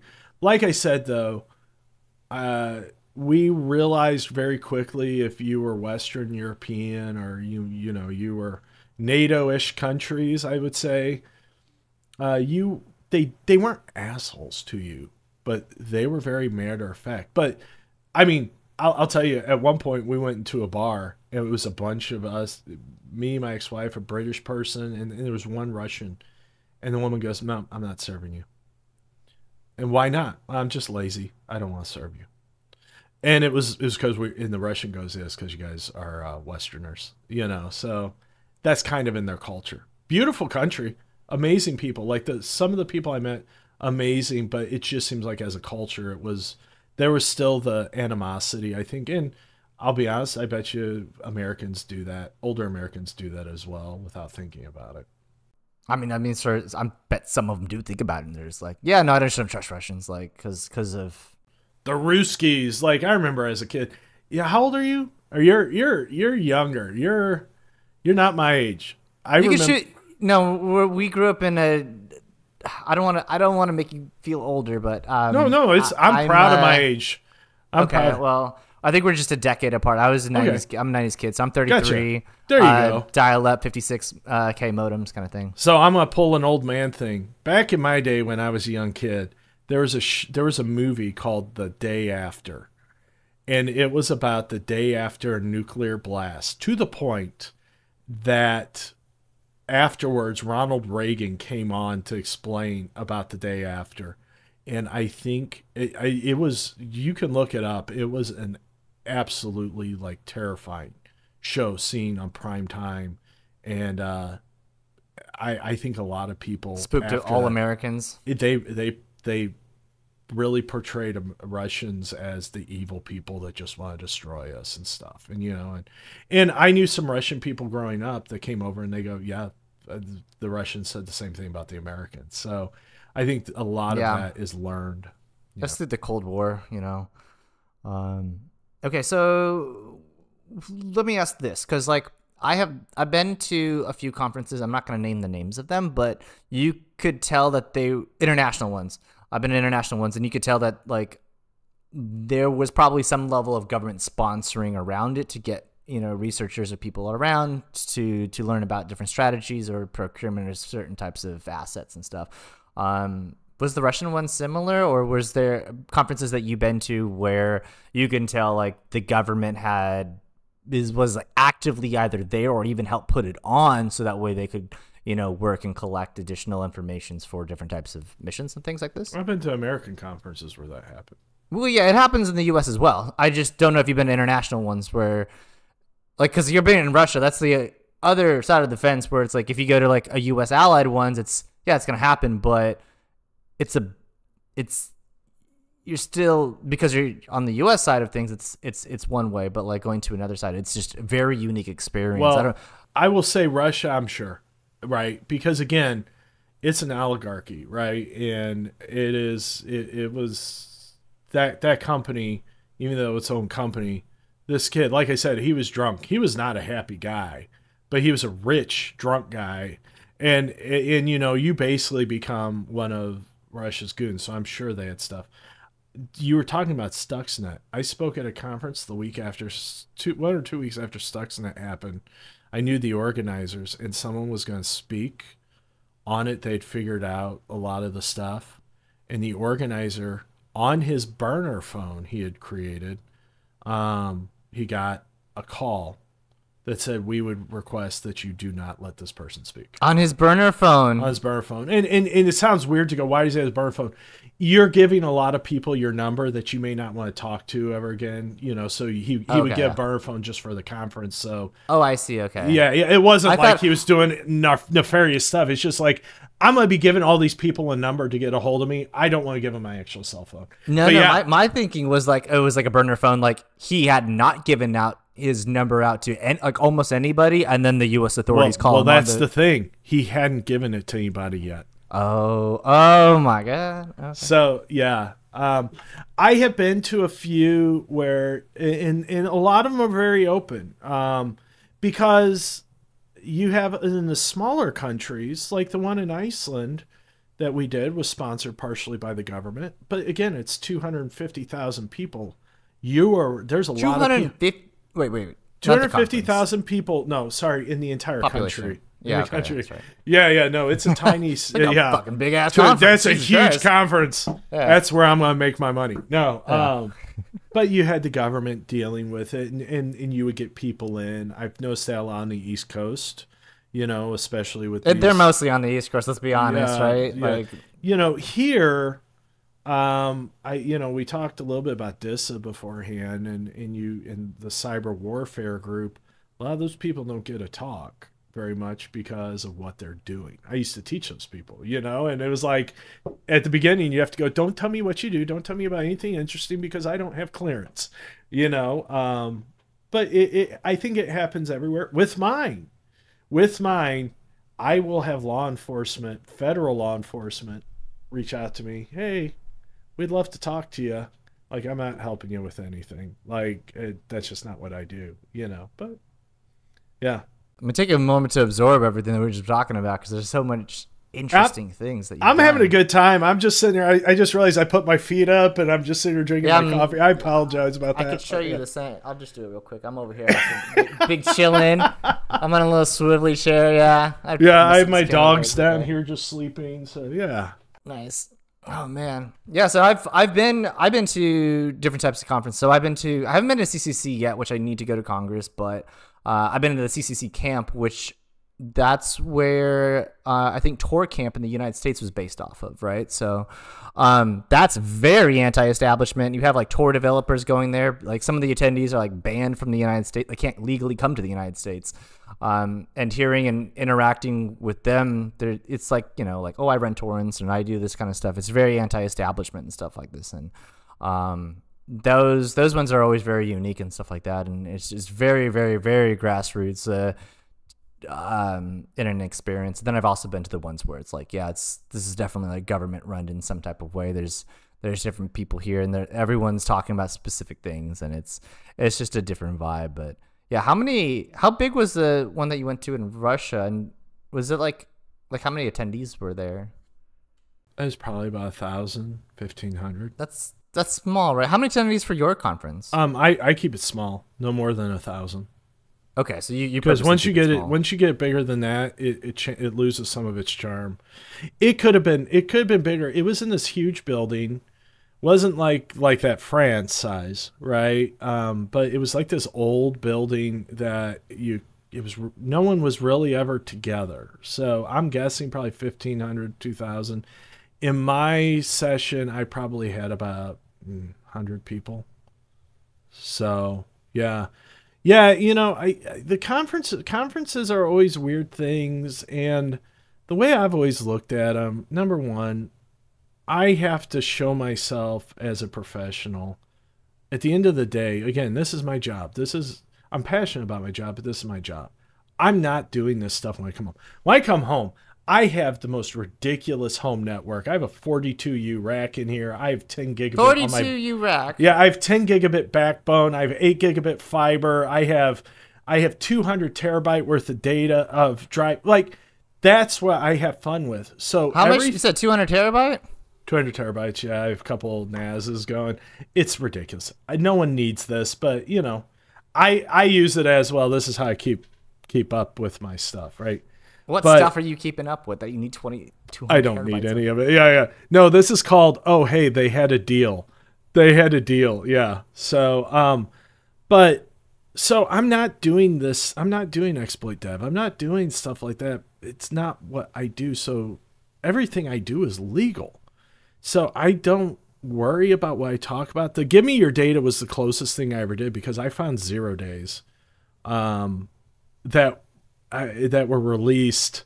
I was going to release it at B-Side San Francisco, and someone else released it a week beforehand. So it was the old routers that had cloud storage on them.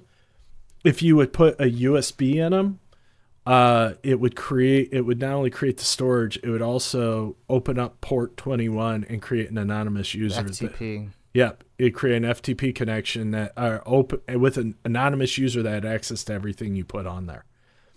And Lynx has called it a feature. So, yeah. That's wild. But it still shakes me that people still use FTP and they act like it's normal. It's like, no. But the problem is these were consumer routers, and nowhere did it say it did this. That was the problem. And they weren't the only ones. There's quite a few. But that's the closest I've ever done. But again, going back to what I'm trying to teach and how I talk, is I'm trying to help people get better at their jobs. And I figured out, whether it's a government entity, whether it's someone that maybe it's a community event, but these people, like, they have to learn how to do their job or whatever. Most people that are doing kind of those community, like Tor or stuff like that, very few of them, even though they're enthusiasts, that's not their field. I will have some sort of nugget. So I don't really care where I speak. I just don't want to be associated with conferences that you pay to speak. That's my big one. I'm not going to pay to speak. I don't want to be at those conferences. I spoke at Secure World once. That's fine. But I didn't pay. They were needing someone. So, and I think they've gotten a little bit better at that. This was 12, 15 years ago. Are there a lot of companies? Are there a lot of conferences where you have to pay to go speak? Because I did not even know these existed until this is our conversation. Black Hat?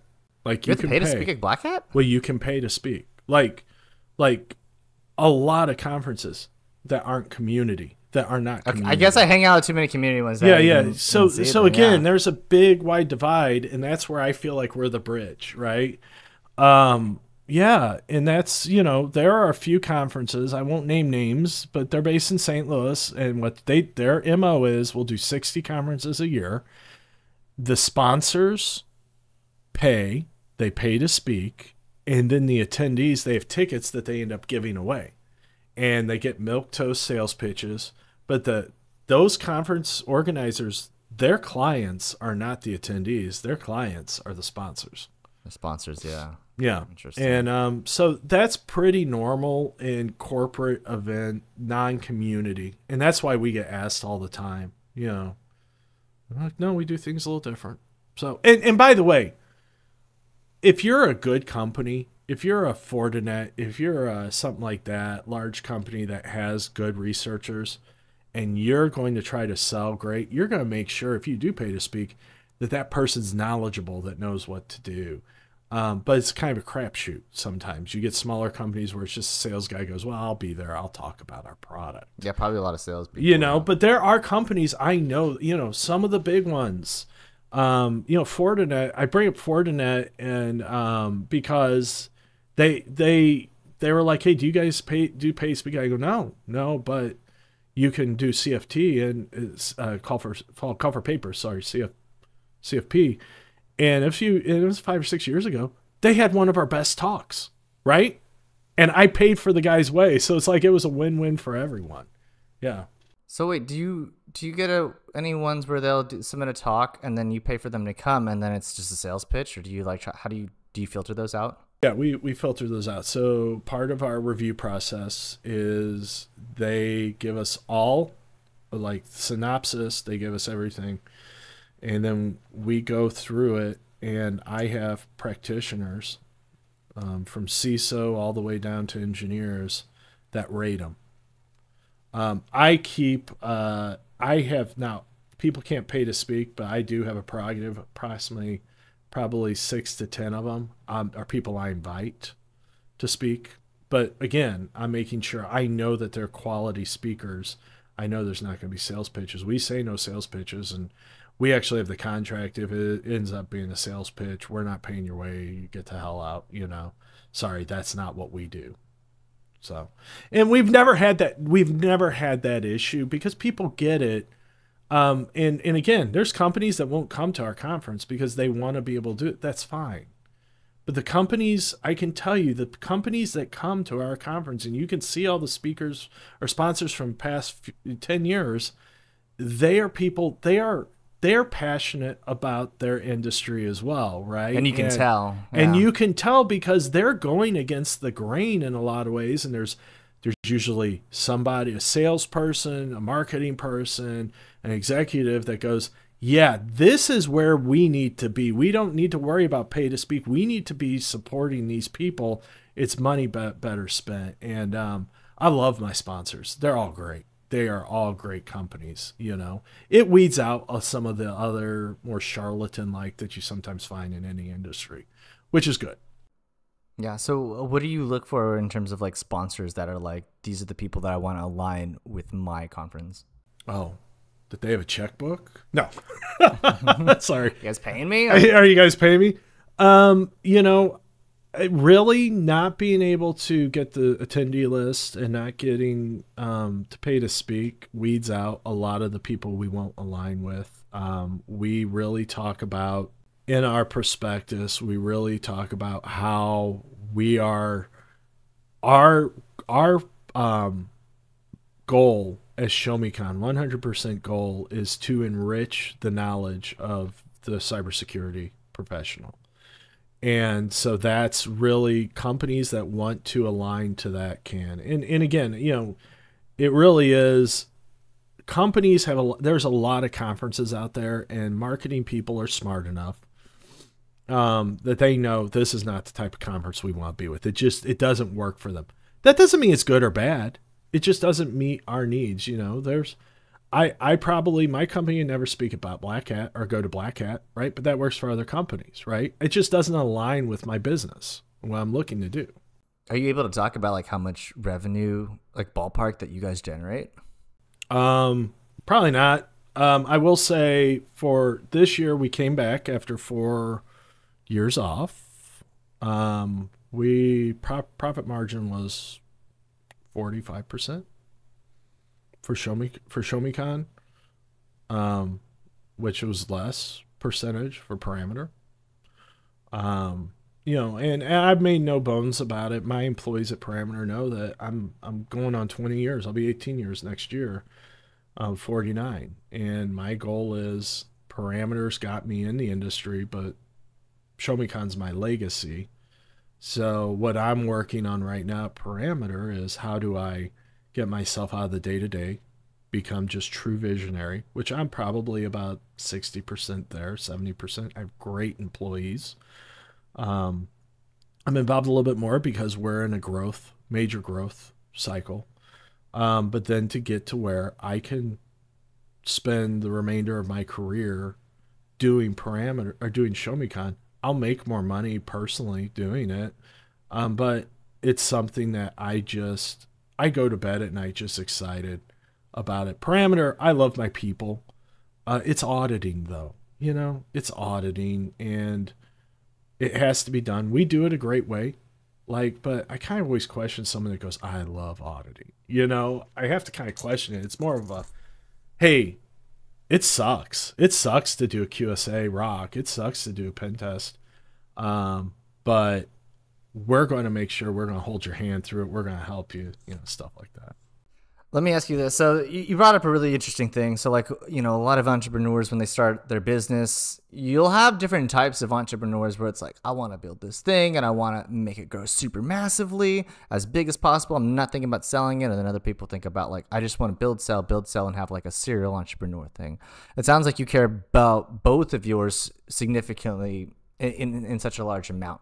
And that for Parameter, you want to move a little bit away from it, but have somebody that is, you know, building and growing it, you know, either building or growing, or at least like, you know, keeping lights on, doing everything, you know, just as if you were there. So I'd like to know, what are some of those types of key responsibilities that you're currently doing that you know, if you had another person, whether it be you enlist a CEO or president or a COO, what are some of the tasks and things that they would be doing so that you could start shifting over more to doing the ShowMeCon stuff? Yeah. Going back to what you said at the beginning there about doing and following, you can't be both in a company when it grows. You have to decide, are you going to be leading the company and helping the direction, or are you going to be the hands-on? And I think this is where companies with partnerships with two people are successful, as long as they're each doing the other. But you know, this is why that guy in Russia, he was a CTO, you know, not the president. So we started, and, you know, I think I mentioned I got divorced in 2019, and I was out on the road. And when I came back, I found out our finances were not what I thought they were. And I just bought the company. I bought the company December 19th, 2019. You know, something on the horizon there in 3 months. And so I realized we needed to go back to basics, and I started writing EOS, Entrepreneur Operating System, Traction. It's kind of it's a great book, right? That is the one that talks about system integrators and the integrator, visionary. Rocket Fuel, visionary. Yeah, I was reading that too. It's good. I used my PPP money to bring an implementer Integrator. Implementer. It was an We're talking about the same thing. The person that's like doing the stuff, you give them the ideas and they'll. Well, no, this was actually a certified trainer on it, and she would come in, have quarterly meetings with us, and help us implement the EOS system. Oh, her name was Jeanette Wade. Was amazing. Gino is the guy who founded it. It's kind of a cult itself, you know, but it helped us. And what that really did is, at the time, our salesperson was gone. My ex-wife, who was the COO, was gone, so I was doing everything. I still do. I have a gentleman named Dan that works for me. He's a principal. He's in charge of our professional services, but he's my right-hand man. And I was doing sales, and we were talking about sales. I hate sales. And I did not follow up with stuff. I did not do stuff. I finally got a very good person, Jess, just joined me in September, and things have been amazing. So what am I doing now? Well, I'm still doing payroll. I'm still doing sales calls, which I don't mind. I'm doing marketing. I'm still trying to find a good marketing person that actually does and not just try to sell me strategy, you know, because everybody wants to sell strategy. And getting to that, you know, where I just show up my L10 will be good. But I'm in a lot better place than I am now. In fact, right before this interview, I met with my co-organizer for ShowMeCon, which was my ex-admin. She's gone on to become a salesperson somewhere else, but she's my co-organizer. And, you know, we were just talking about it. 2026, we're going to probably have 3 conferences. And by the time we hit 4, we're going to need a full-time person, you know? So, yeah. I have a question about that. So building out 3 conferences. So is that like 3 separate types of conferences or 3 different locations? 3 different locations. 3 different locations. Is this going to be primarily in the United States, or are you guys going international? Well, I had mentioned before, we've been talking to my friend in Iceland about doing one in Iceland, but we're, you know, again, we're trying to keep them below 1,000 because the experience is different once they get bigger. And we like our experience, so we need to have them in more places. So we're going to start to expand. And there's only so far you can go. Like, I think if you're trying to do 60 of these, you lose something as well. So, but yeah, we're going to kind of expand those. Yeah. Did that answer your question? I kind of just started rambling and realized I didn't answer. You did. You said that you're looking for somebody to help with payroll and marketing, and you're kind of comfortable doing the sales call stuff. So, I have a fractional CFO. Like, honestly, Chris, I think where I'm at right now, I went to Italy to go to a concert, and my wife. That's where I'm at right now. Oh, nice. Where? I'm down in Puglia, so I'm down in the south, actually. Oh, nice. If you went to a conference, you're probably in. No, Rome I went to a concert. I went to a concert. Yes. I went to go see Dave Gilmour, Pink Floyd, and I just got remarried this year, and my new wife, thank you, my new wife lived in Italy for 10 years. So she's like, let's make it a honeymoon. Where in Italy? She lived up by Lake Como. Oh, yeah. Up north, they shot Star Wars there. I'm assuming you already know that. The what? They shot Star Wars there. Oh, yeah. Oh, yeah. Yeah, and George Clooney. And she, but she's like, hey, let's do it. So we went to Tuscany. We were in Rome for the conference. I'm a huge history buff. And then we went down like to Sorrento in that area. But what's interesting is this is the first time in 17 years I got interrupted one time, or contacted one time, and my sales person goes, hey, a company just came in. We didn't expect them to come this year. I need you to sign their contract. And I'm like, perfect. Interrupt me day in and day out to sign contracts, right? To sign proposals, countersign proposals. I will do that. And it was great. I'm going to Mexico. I was going to work, and my team goes, why? Go. We got it. We got it. So where I'm getting at there, Chris, is I think where I'm at right now, it's me that's stopping me from not working in the company, because I had so many years I'm doing all this. I have people to handle everything. I don't feel comfortable with. It's not because of them, because I have amazing people. We started hiring 100% on our core values, and that has caused amazing people. It's me letting go is the problem. Interesting. That's a unique thing. So then it's more about, it sounds like it's more about you not wanting to let go. Have you thought about like how you would be able to enhance ShowMeCon more if you had dedicated more time towards that, or do you feel like it's not something you particularly like? You feel like you're already firing super hard on both of them, or enough on ShowMeCon where it's like things are going right where we want them to be? So I'm in an entrepreneur group called EO, Entrepreneur Organization. It's a global industry, and we do forum, and I think this is common. Why hire someone when you can do it yourself? And I'm really unlearning that. Like, for example, I have one of my security engineers that runs our network.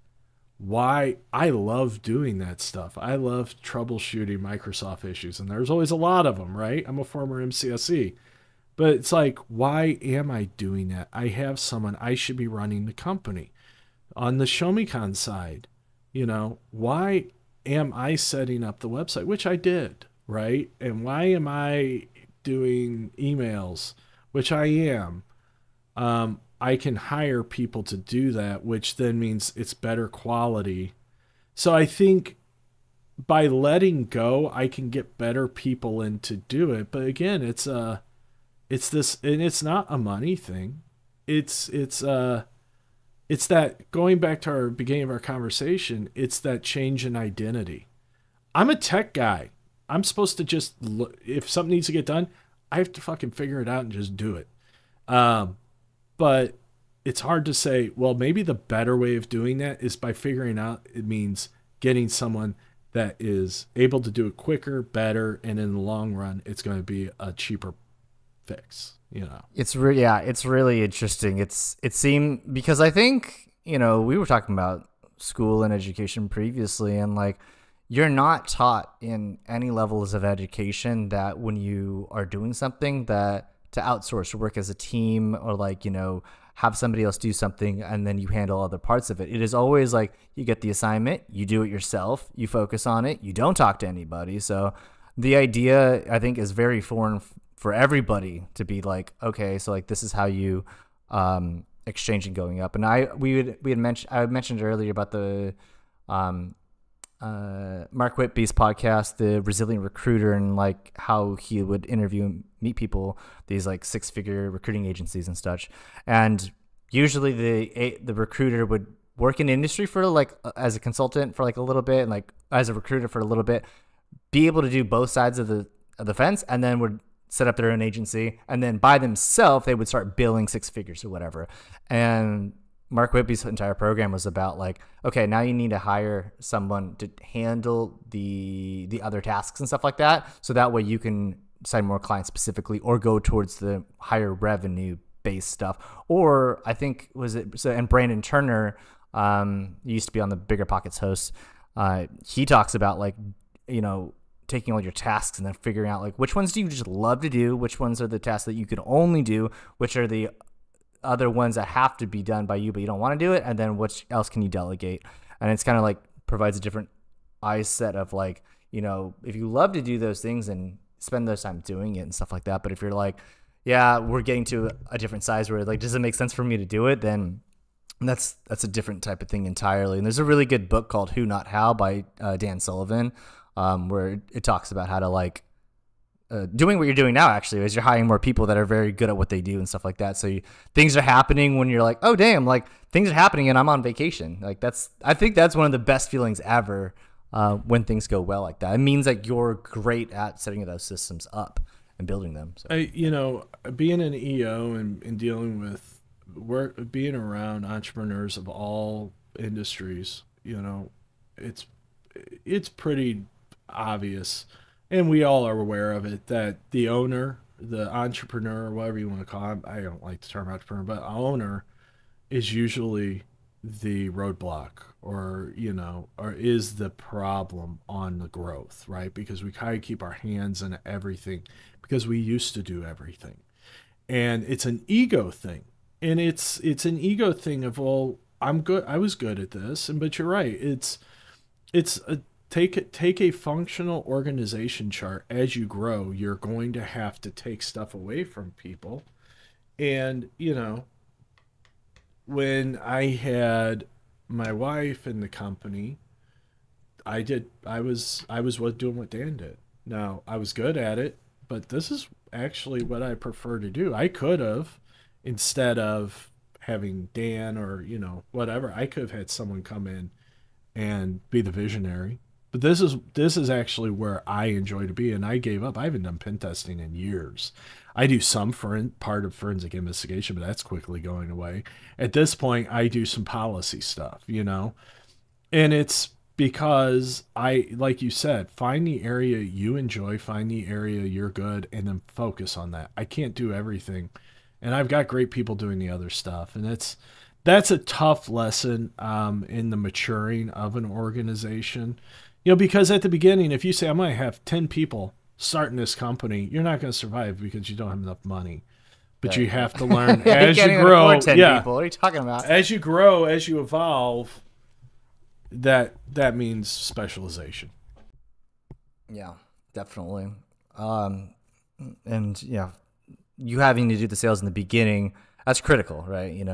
But as you're growing, it depends. Like you get business, and it really changes by business and business types, as I'm sure like difference between products and service-based businesses, like what those shifts and growths and things that are happening. On that sales side, I have in the past 3 weeks, now that Jess is pretty trained up, and she came from a similar company, but now she knows the parameter way.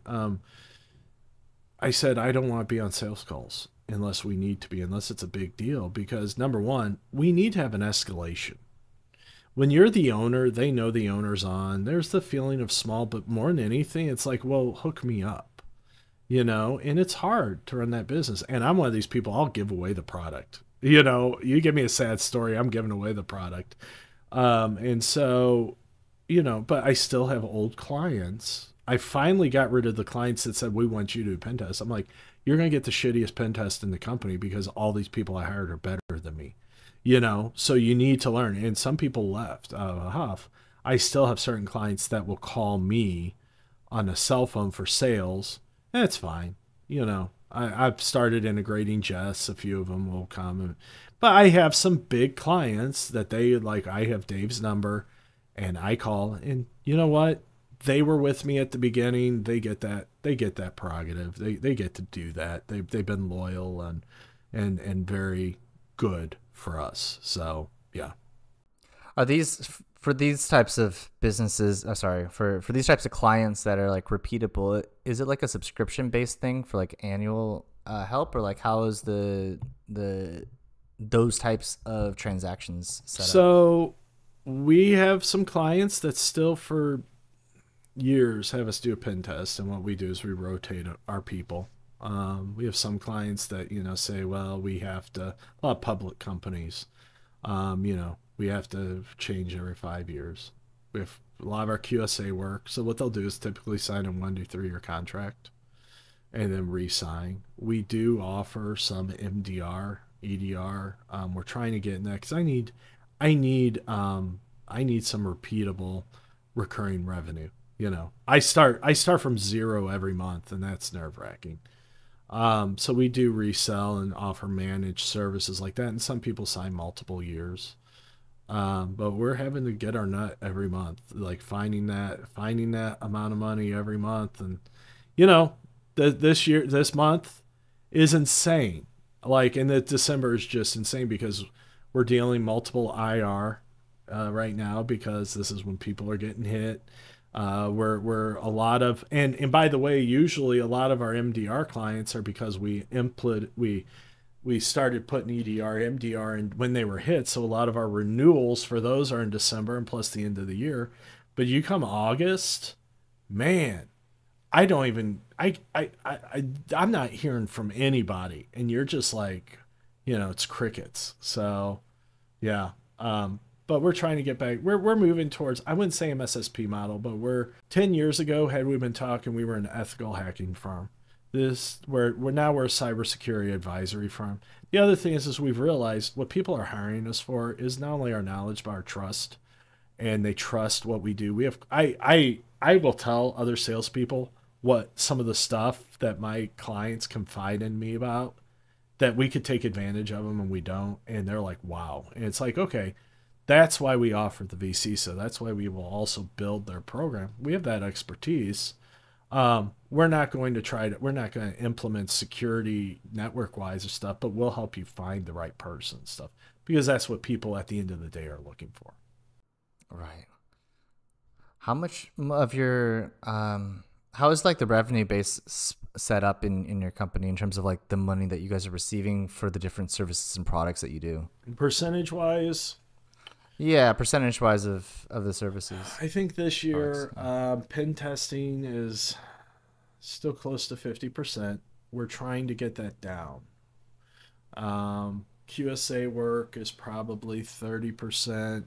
MDR, recurring revenue, and VCSO is probably another 15%. And this year, DFIR has been almost crickets, which has been going away because of insurance. It's probably 5%. Okay. So, yeah. How does the insurance affect it? Well, because people with cyber liability, they then typically, to use cyber liability, have to go with the insurance. And we're not a DFIR company first, because that's not our primary business.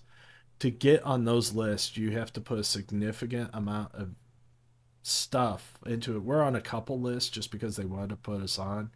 But that's just not the focus of our company. So over the past few years, it's gone away a lot, and that's fine. That's fine. In fact, I work with a sister organization to do the investigation. We do the initial response, we do the monitoring, and then they come in. So it works. It works for us. Okay, got it. So you guys want to shift away from doing the pen testing side of stuff, and where do you guys want to increase the revenue area at? We want to increase the PCI QSA work, because we do a great job. I mean, I'm a toot our own horn. Like, I hear, And it's not because I go, we are amazing. But when I hear horror stories about other QSAs, I'm like, holy crap. Like, that's insane. We want to do more QSA work, more of the advisory, and some of the recurring. You know, one of my visionary goals is in the next 5 years opening our own SOC. So yeah, I don't know if it'll be a subsidiary. You guys own managed SOC, is that correct? What? Your own managed SOC? We'll create our own SOC, yeah. So I don't know if it'll be a subsidiary. I don't know if I'll make it a separate company, but right now we're utilizing various partners. And then the benefit, again, you go, well, you're just resellers. We're not really. We're experts in, again, our goal is, our sweet spot's 300 to 3,000, or 300 to 5,000 endpoints. And in that position, you have dedicated IT staff, but they may not understand security a lot. And again, that's the advisory role we have. So even though, you know, we resell Red Canary, we resell Blumira, SIM, you know, and they do a great job. But what we bring to the table is, here's how you set it up. Here's what this event actually meant. Oh, you have an issue, we're going to do the response. We're going to actually do this. It's not just a transactional. It's not just transactional there. Got it. So you guys also provide the service on top of that. We provide service on top of it. But the goal is, and I've been open with all of our clients, and I've been open, you know, I try to be, I'm open with our partners, is eventually when we have enough endpoints, we're going to build our own SOC and roll everybody into that. That's the plan today. The thing I found with business is you can build a plan and the universe, next day is the different. universe is going to go, nope, you know, so yeah. All right. That's great. Okay, cool. It sounds like you guys have a lot of plans in the future that you guys want to do. So what are you guys looking for come Q1 2025? Oh, so mistakes I've made in my business, repaying bad mistakes. Again, I became divorced 2019. COVID happened. We went home-based, and I was single, and I was not, company work was not focused. And I was focused on trying to rebuild the inside of the company. What I did not do was keep my personal or my business brand going, right? So if you go look Dave Chronister, CNN, Dave Chronister Headline News, Dave Chronister Fox News, you'll find me everywhere on YouTube. And it ends in 2018. And that's because I didn't make it a focus. And I had a larger company here in St. Louis get a hold of me, say, hey, we need to get some work. Well, they weren't a St. Louis company, but their information security guy was here in St. Louis. Get a hold of me. And he goes, we need a pen test. I said, great. He goes, yeah, we're trying to find QSA. I go,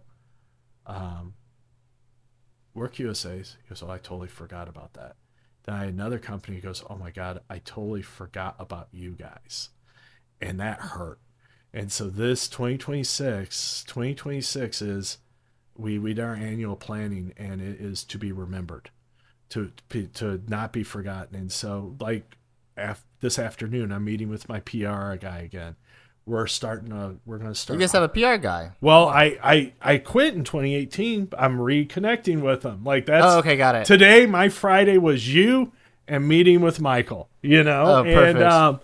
And we're setting up happy hours. We're not having speakers. We're not having that. We're just going to have happy hours for the people. We have ShowMeCon. And so that's really, you know, we have a good product. We have a solid company.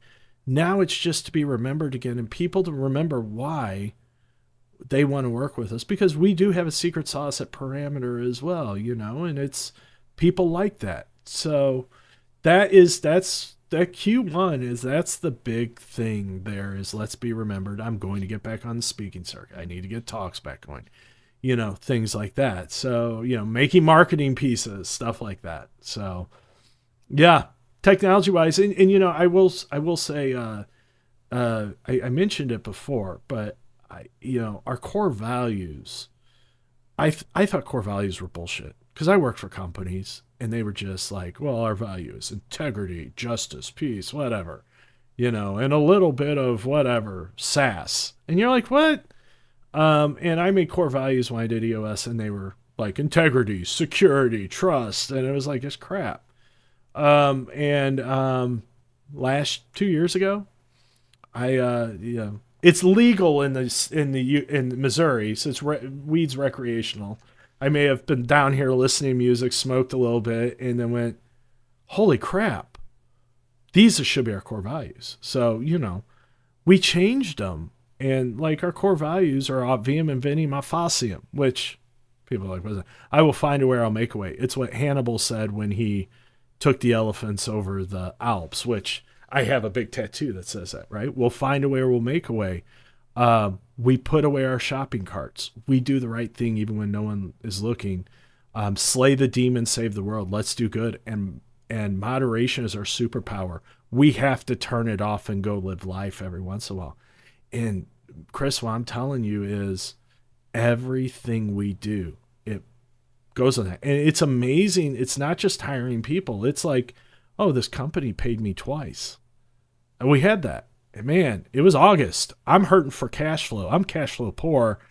And it's like, we put away our shopping carts, and then not only our employees based on that, our vendors, our everyone. And what we found is that's created stable. Doesn't mean that we have the best values, but what we found is everyone believes in those, which means we're all working in the same direction and from the same. And I think that's what's important for coming. You don't have to find the most amazing. You have to find ones that everyone can rally around. And I think honestly, had you talked to me 3 years ago, this would have been a more depressing interview. But it's just because past 4 years of work, everything's coming up roses and everything is pointing in the right direction. And it's been amazing. Now I need to hire, and that's terrifying in cybersecurity because it's hard to find good people. Exactly, and that's where our company, Top Cleared Recruiting, comes in. Finding the right cybersecurity talent with the necessary clearances can be a major hurdle. Did you know that it could take 8 to 15 months on average to hire somebody with a TS SEI plus full polyscope? At Top Cleared Recruiting, we have a network of 1.3 million cleared professionals, ranging from CNO developers, reverse engineers, and data scientists. Whether you're working on offensive operations or data analysis, we connect you with the elite talent you need fast. Visit topclearedrecruiting.com and let us help you to find the perfect candidate, already cleared and ready to go. Yeah, it can definitely be hard to find good people, and it takes a lot of time. I could spend a whole another 30 minutes an hour talking about like that entire area of just internal recruiters versus external recruiters and why it makes more sense to do external recruiting, because we find people that are actually either still working in industry doing certain types of things versus like we have 100 resumes from India and a few from the United States, and like I don't know how to gauge. I don't know. It's when you have industry experts and people that giving talks at conferences that it's like, yeah, I know this person's bullshitting, or I know this person, has something about them that they are valuable. It's a different world game. I'm the world's worst hire. Again, really, I will take a sad that story. Can't be. I don't believe it, because you're talking about how good your team is. You're talking about how you're already getting good stuff. So going back to it, I utilize recruiters. Jess came from a recruiter, right? It's not based on what my thoughts are. I'm the last person to talk to any of our hires. I always make sure everyone else talks to them first, and mine is just I want to say no. And we struggle with this with the pen testers, especially. We have to figure out if they're full of shit or how they do their stuff. I don't know how to interview very well, obviously. And again, going back to 10 minutes ago, why, if I'm trying to work on the company, why am I all of a sudden going, well, I'm not going to do pen testing, but I'm going to do HR and hire people, That's really interesting. So like there's those the two values that I've seen has been like the most important for, you don't like the term entrepreneur, business owner. Yeah. As you want to, is that sales and being able to sell yourself, sell your product, sell whatever you're doing, and also hiring and being very good at that. And it's very interesting because you are, it's not you're seeming, you are running a successful business, and those are the two areas that you said, I hate these things. So it's very interesting that you're able to do those. You know, everyone, I think where people get depressed and where imposter syndrome happens is you see your behind the scenes and you see everyone else's highlight reels, right? You haven't seen the days where I'm going, why am I doing this? Why don't I just become a CISO? Oh, crap, I'm not going to be able to pay myself this month because of the way things are happening, you know? And by the way, large companies deal with this as well. Everyone deals with this. And I just have this realization. I have a single salesperson. I have had 25 salespeople in 17 years. I have a total of 10 people on my team, including contractors. I'm a small company. I have had probably 30 pen testers. So, but what I'm saying here, Chris, is the averages don't lie. You know what I mean?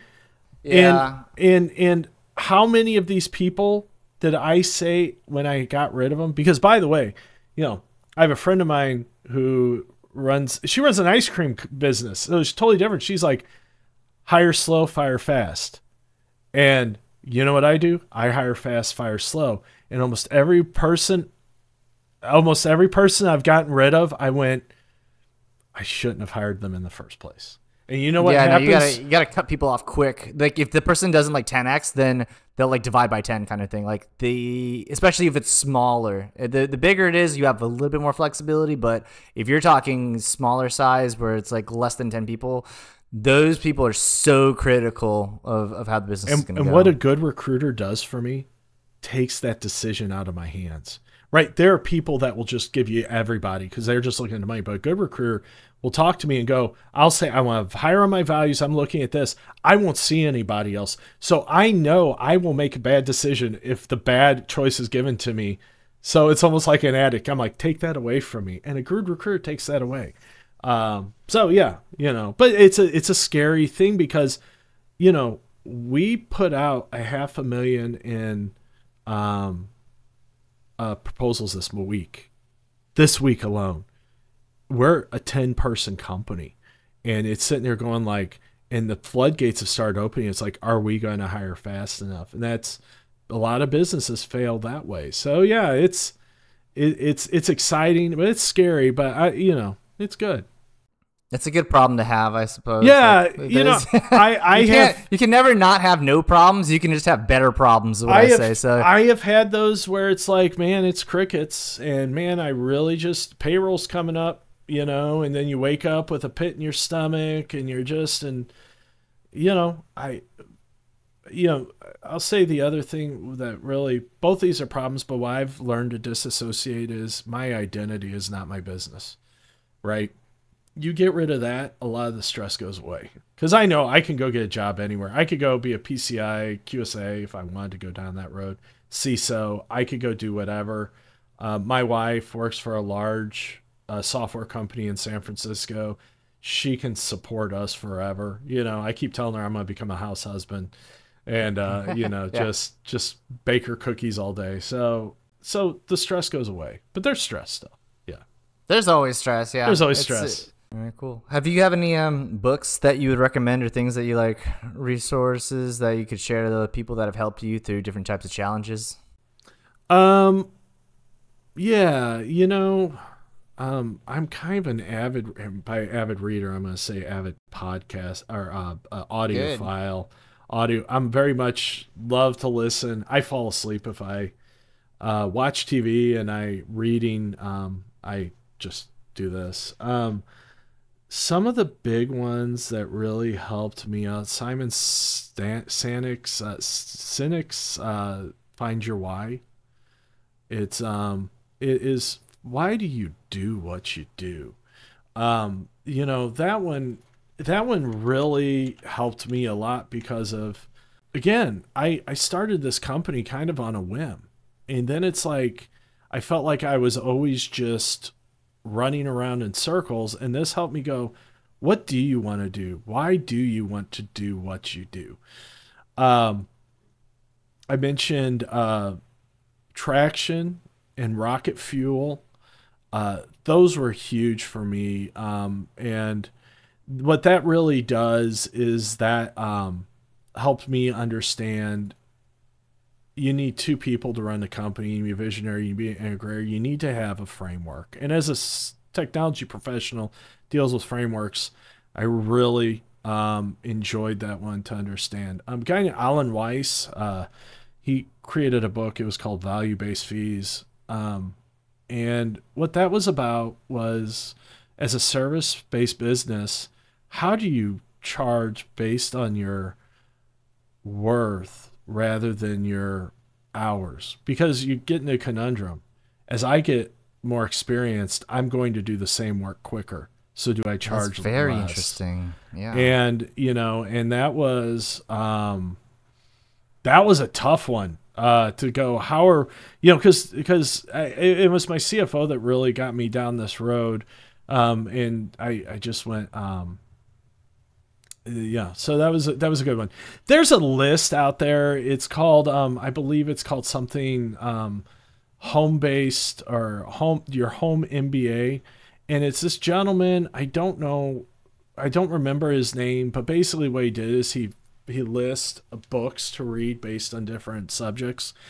And I had a good friend of mine, Kevin Johnson over at Secure Ideas. He goes, me and my partner, we read a book. We just pick a book and we teach each other about it. And I started doing that as well. And I'd say the final book is Vivid Vision, How to Create a Vivid Vision. Vision's very good. It's a great book. It's actually not talked about enough, I think. Like, there was one, I want to jump in just talk about the vision stuff because you had mentioned it and I didn't say it when it was there, but there was something I was like looking at recently, and then they talked about like, every company's got their vision and stuff like that. Like, here's the values, but if you don't see the people doing it, doesn't matter at all. But when you actually see the people that are living it, then you are alert to it. You're gravitated towards it, and you actually care, and it does exist. But there's the difference between these are our vision. It's written here behind me, but they don't live it, versus the people that's like this is what we're doing, and then they see you do it. Is what I've heard. I'm a visual person. In my head, I have a very vivid imagination. Right. And if I can see it, which can be a problem with the perfectionism, I see it and I don't think it's attainable. It's hard for me to start. But again, a lot of people are like that. So I love it. The thing I loved about Vivid Vision is instead of just saying, we're going to do this, write a letter. And I wrote a letter to my employees. To your future self, right? Yeah. Well, I wrote it, and I'm more than happy to share it with you. Because I shared it with clients. I shared it with my vendors. I shared it with my employees. And it was, this is who we're going to be. And what is so amazing about that, Chris, is like writing it down, stuff happens. I use this book every year called Living the Best Year Ever. I started using it last year, and I forget the guy's name. He's one of these empowering people. But what it is writing your personal goals, right? It doesn't matter. It's the worksheets that are in that. And I set up some goals this year, kind of half-ass. And I didn't even get into this book every year, every month, or every quarter, or every week. And I ended up accomplishing them. And we had actually on one of our L10 issues last week, someone goes, are we heading towards our Dave's Vivid Vision? And I went, oh shit. I totally forgot about that. So I pulled it out and I went, holy crap, we are closer than I realized. So it just set that motion, and it seems hokey. I will tell you, when you do it, it seems hokey. I'm feeling a little teared up because it's powerful. It is so powerful when you do it because you go, wow, I am a visionary. Because that's the hard part for visionaries to do, right? No one can ever go, I'm an amazing visionary. Most of us are going, the imposter syndrome kicks in. We're doing vision, but you actually give a true vision in the form of a letter, and it's powerful. Yeah. And by the way, I don't think you need to be a business owner to do this. I think you can do this if you're a manager of a team.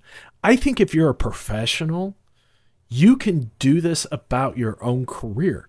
Now, you can't go, I'm going to get a raise to $1 million. That's not going to happen. But in 3 years, I'm going to, get my, this certification. I'm going to have this. I'm going to do this. I'm going to designate time to learn the guitar, whatever.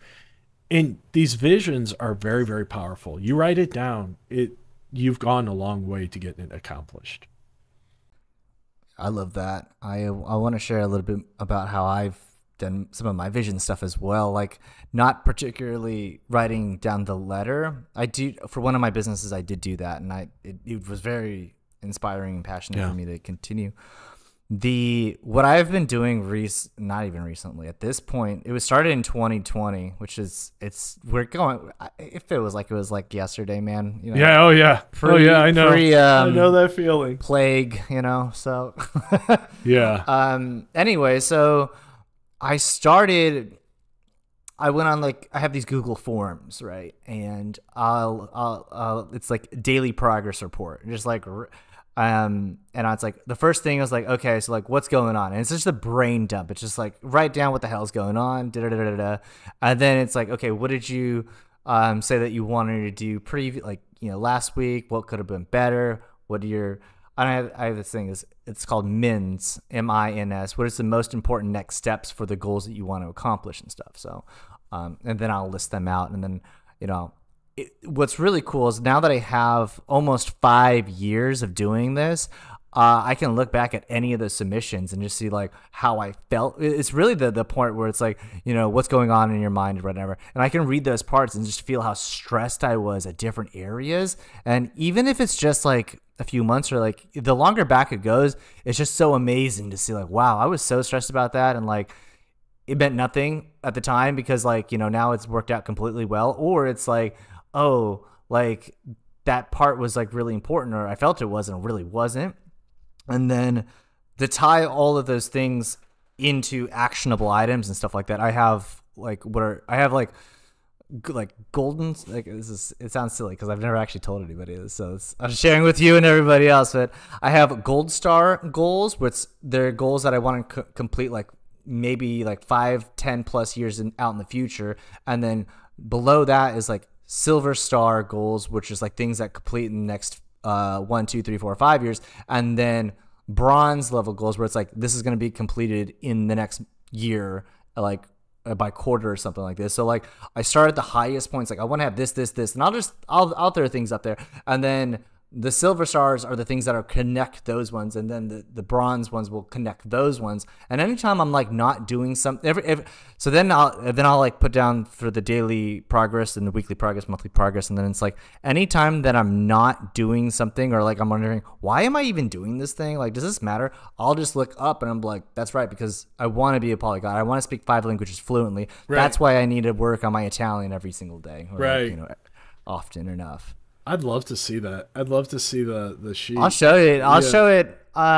Maybe not on the call, but I'm happy to show you. I've never actually showed anybody. I think I showed my wife once or something, but it's crazy. It's a whole weird setup. Isn't it weird how human nature is? I'm in awe hearing you talk about that, because I always sit there and I go, I've tried to do journals and I can barely get in. But then, like, for example, when I bought this Living Your Best Life Ever, came in Amazon, it's a book, which was tough for me because I have horrible handwriting. And my wife, we lived together at the time, and I was embarrassed for her to see. The most supportive person for me in my life I've ever had. And here I was embarrassed for her to see. Your wife or your ex-wife? No, my wife now, Rebecca. Okay. We lived together since 2021, and she's just the most wonderful person. She's supportive, and here I was embarrassed for her to see it. And I'm like, why is that? Why is it that if we're all trying to create a system for ourselves, it's embarrassing? Like, well, I'm not good enough to do this. Is that like a deep psychological, or is it that we seem like we're robots or something, but what I think it is like when I write it down, I can throw it away. But if I tell somebody, now it's real. So it's adding the additional pressure, and there's a way to do it where it pushes you forward in the goals that you're doing. So like, you know, you tell your spouse, it's like, fuck, they're going to ask me about, they're not going to not ask me about this. Like they're going to push me towards it. And if you have a supportive partner, they'll push you. But if you're ever just like, I'm completely done, like, yeah, they'll be like, all right. Well, you know, that's a great point. So when I started ShowMeCon last year, I looked at the revenue of 2019, and when I did last October, I'm like, I'm gonna do this again. I was missing it. So without putting too much thought into it, I created a little graphic and put on social media, we're back. And then I went, oh crap. And you know, I'm saying in 2026 we're gonna have another one. I can tell you where it is. It's Nashville. And I haven't planned it at all. I need to go down there. It's 6 hours away, but that's where we want to go. And if I put it out there, kind of like you said, I've told sponsors, I've told attendees, I've told speakers in the Nashville area, because now I have to do it. If it's in my head, and I'm a procrastinator, I can be a procrastinator. Again, perfectionism. If I can't see it perfectly, I can't do it. And running a conference, it's never going to be perfect, you know? So yeah, that's great. That's definitely one of those things where it's like, is it like, it's not perfect, but it's like, is it good enough? And then I think that also ties into like hiring people and stuff, because it's like, if they take over something that you're very good at, you're just going to be like, what is the acceptable amount of like error that they're going to do that it's okay? You know what I mean? So like, for my podcast, my editing stuff, I can edit. I sucked at editing when I started. Now, and I was spending about 40 to 50 hours a week doing edits, and I found a tool that does it for me. And yeah, it's not the best. I'm better at it, of course. And like, there's things that I wish I could do, but I've accepted the amount of like lower of quality, because now I have like 40, 50 hours back. I can reinvest my time into, and the decrement is not so negligible where it's like, this tool is useless. I need to do it myself. Well, you know, I was a D student. I wasn't an A student, and I turned out great. You know, no one's perfect. You're going to have diminishing returns. I have a good buddy of mine. He owns a marketing company. His name's Dave as well, David Meyer, and he goes, what are you doing? Give me a C. A C is good. You do not have, because, you know, he was doing marketing for us for a while, and he's like, hey, do you have that copy? I'm like, I haven't even started. He goes, stop, give me a C. And you know what you find? But if I try for a C, I'm pretty happy with it. I'm not calling it in. Like in the world where everybody thinks A's is normal, A is outstanding. A C is average. A C is an average is average for a reason, right? There's better and there's worse. Average is not a bad thing. So that's a tough one. But with my employees, I know there's going to be mistakes. I know, you know, we set up these frameworks to try to keep them from hurting too much. But shit happens, right? I can't be upset about it. I can't control the situation. As an entrepreneur, as a business owner in a small business, especially, this week, my week was supposed to go completely different than it did. And that was because Tuesday morning, I get a call from one of my clients, say we got hit with ransomware. I get a call from 3 of my partners, each of them in one day. We have QSA work that we need to quote by the end of this week, right? And it's like, well, shit. I was expecting a quiet where I can do my to-do list and mark off list. Nope. I had one done, and that was schedule podcast with Chris. And there you go. And cool. we got it. I was even in and there, I got man. that. Yeah. And man, I checked that thing off. So that's my one checkbox this wow, week. Perfect. I'm glad it was me. I'm glad we had to have this conversation, and that was fruitful, at least on both of our ends. Oh yeah. No, I think this is a great format. I think this is a great podcast. It's kind of wild to find very niche podcasts like this, Hackers to Founders. There's a lot of us. And you know, I am blessed with having certain people in my life, and I keep talking about them. Kevin Johnson at Secure Ideas, he's like a big brother to me. And that dude, you know what's real great about and his partner Jason Gilliam.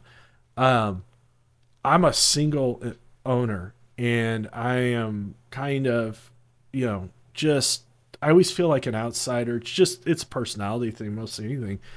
But be able to go like, man, I just don't know how this is working. Hey, come on down to Jacksonville. I'll sit down. Well, come to the office. I'm going to show you exactly how we do our stuff. I'm going to show you how to do this. I'm going to show you how to do this. I'm going to show you this. How much are you charging? Oh, well, we're charging this, and this is why we're doing it, and this is why we justify it. And it's like, to be able to create a podcast that'll create community, we're all in the same boat. We're in this unique situation. We don't really need to focus on what the latest and greatest threat is as business owners. Our employees do. What we have to focus on is how do we run a legitimate, a viable business in the cybersecurity world, and this is great. This is absolutely exactly. Yeah, you've explained it terrifically. Yeah, thank you so much. I think you're the first guest to not the first guest to compliment it, but at least like on air. So that's terrific. And who knows, like, you know, I think you're 100% on. With all of that, maybe I should start like a conference or something after a set number of episodes where it's like geared more towards startups and entrepreneurs and like in cybersecurity to help each other out.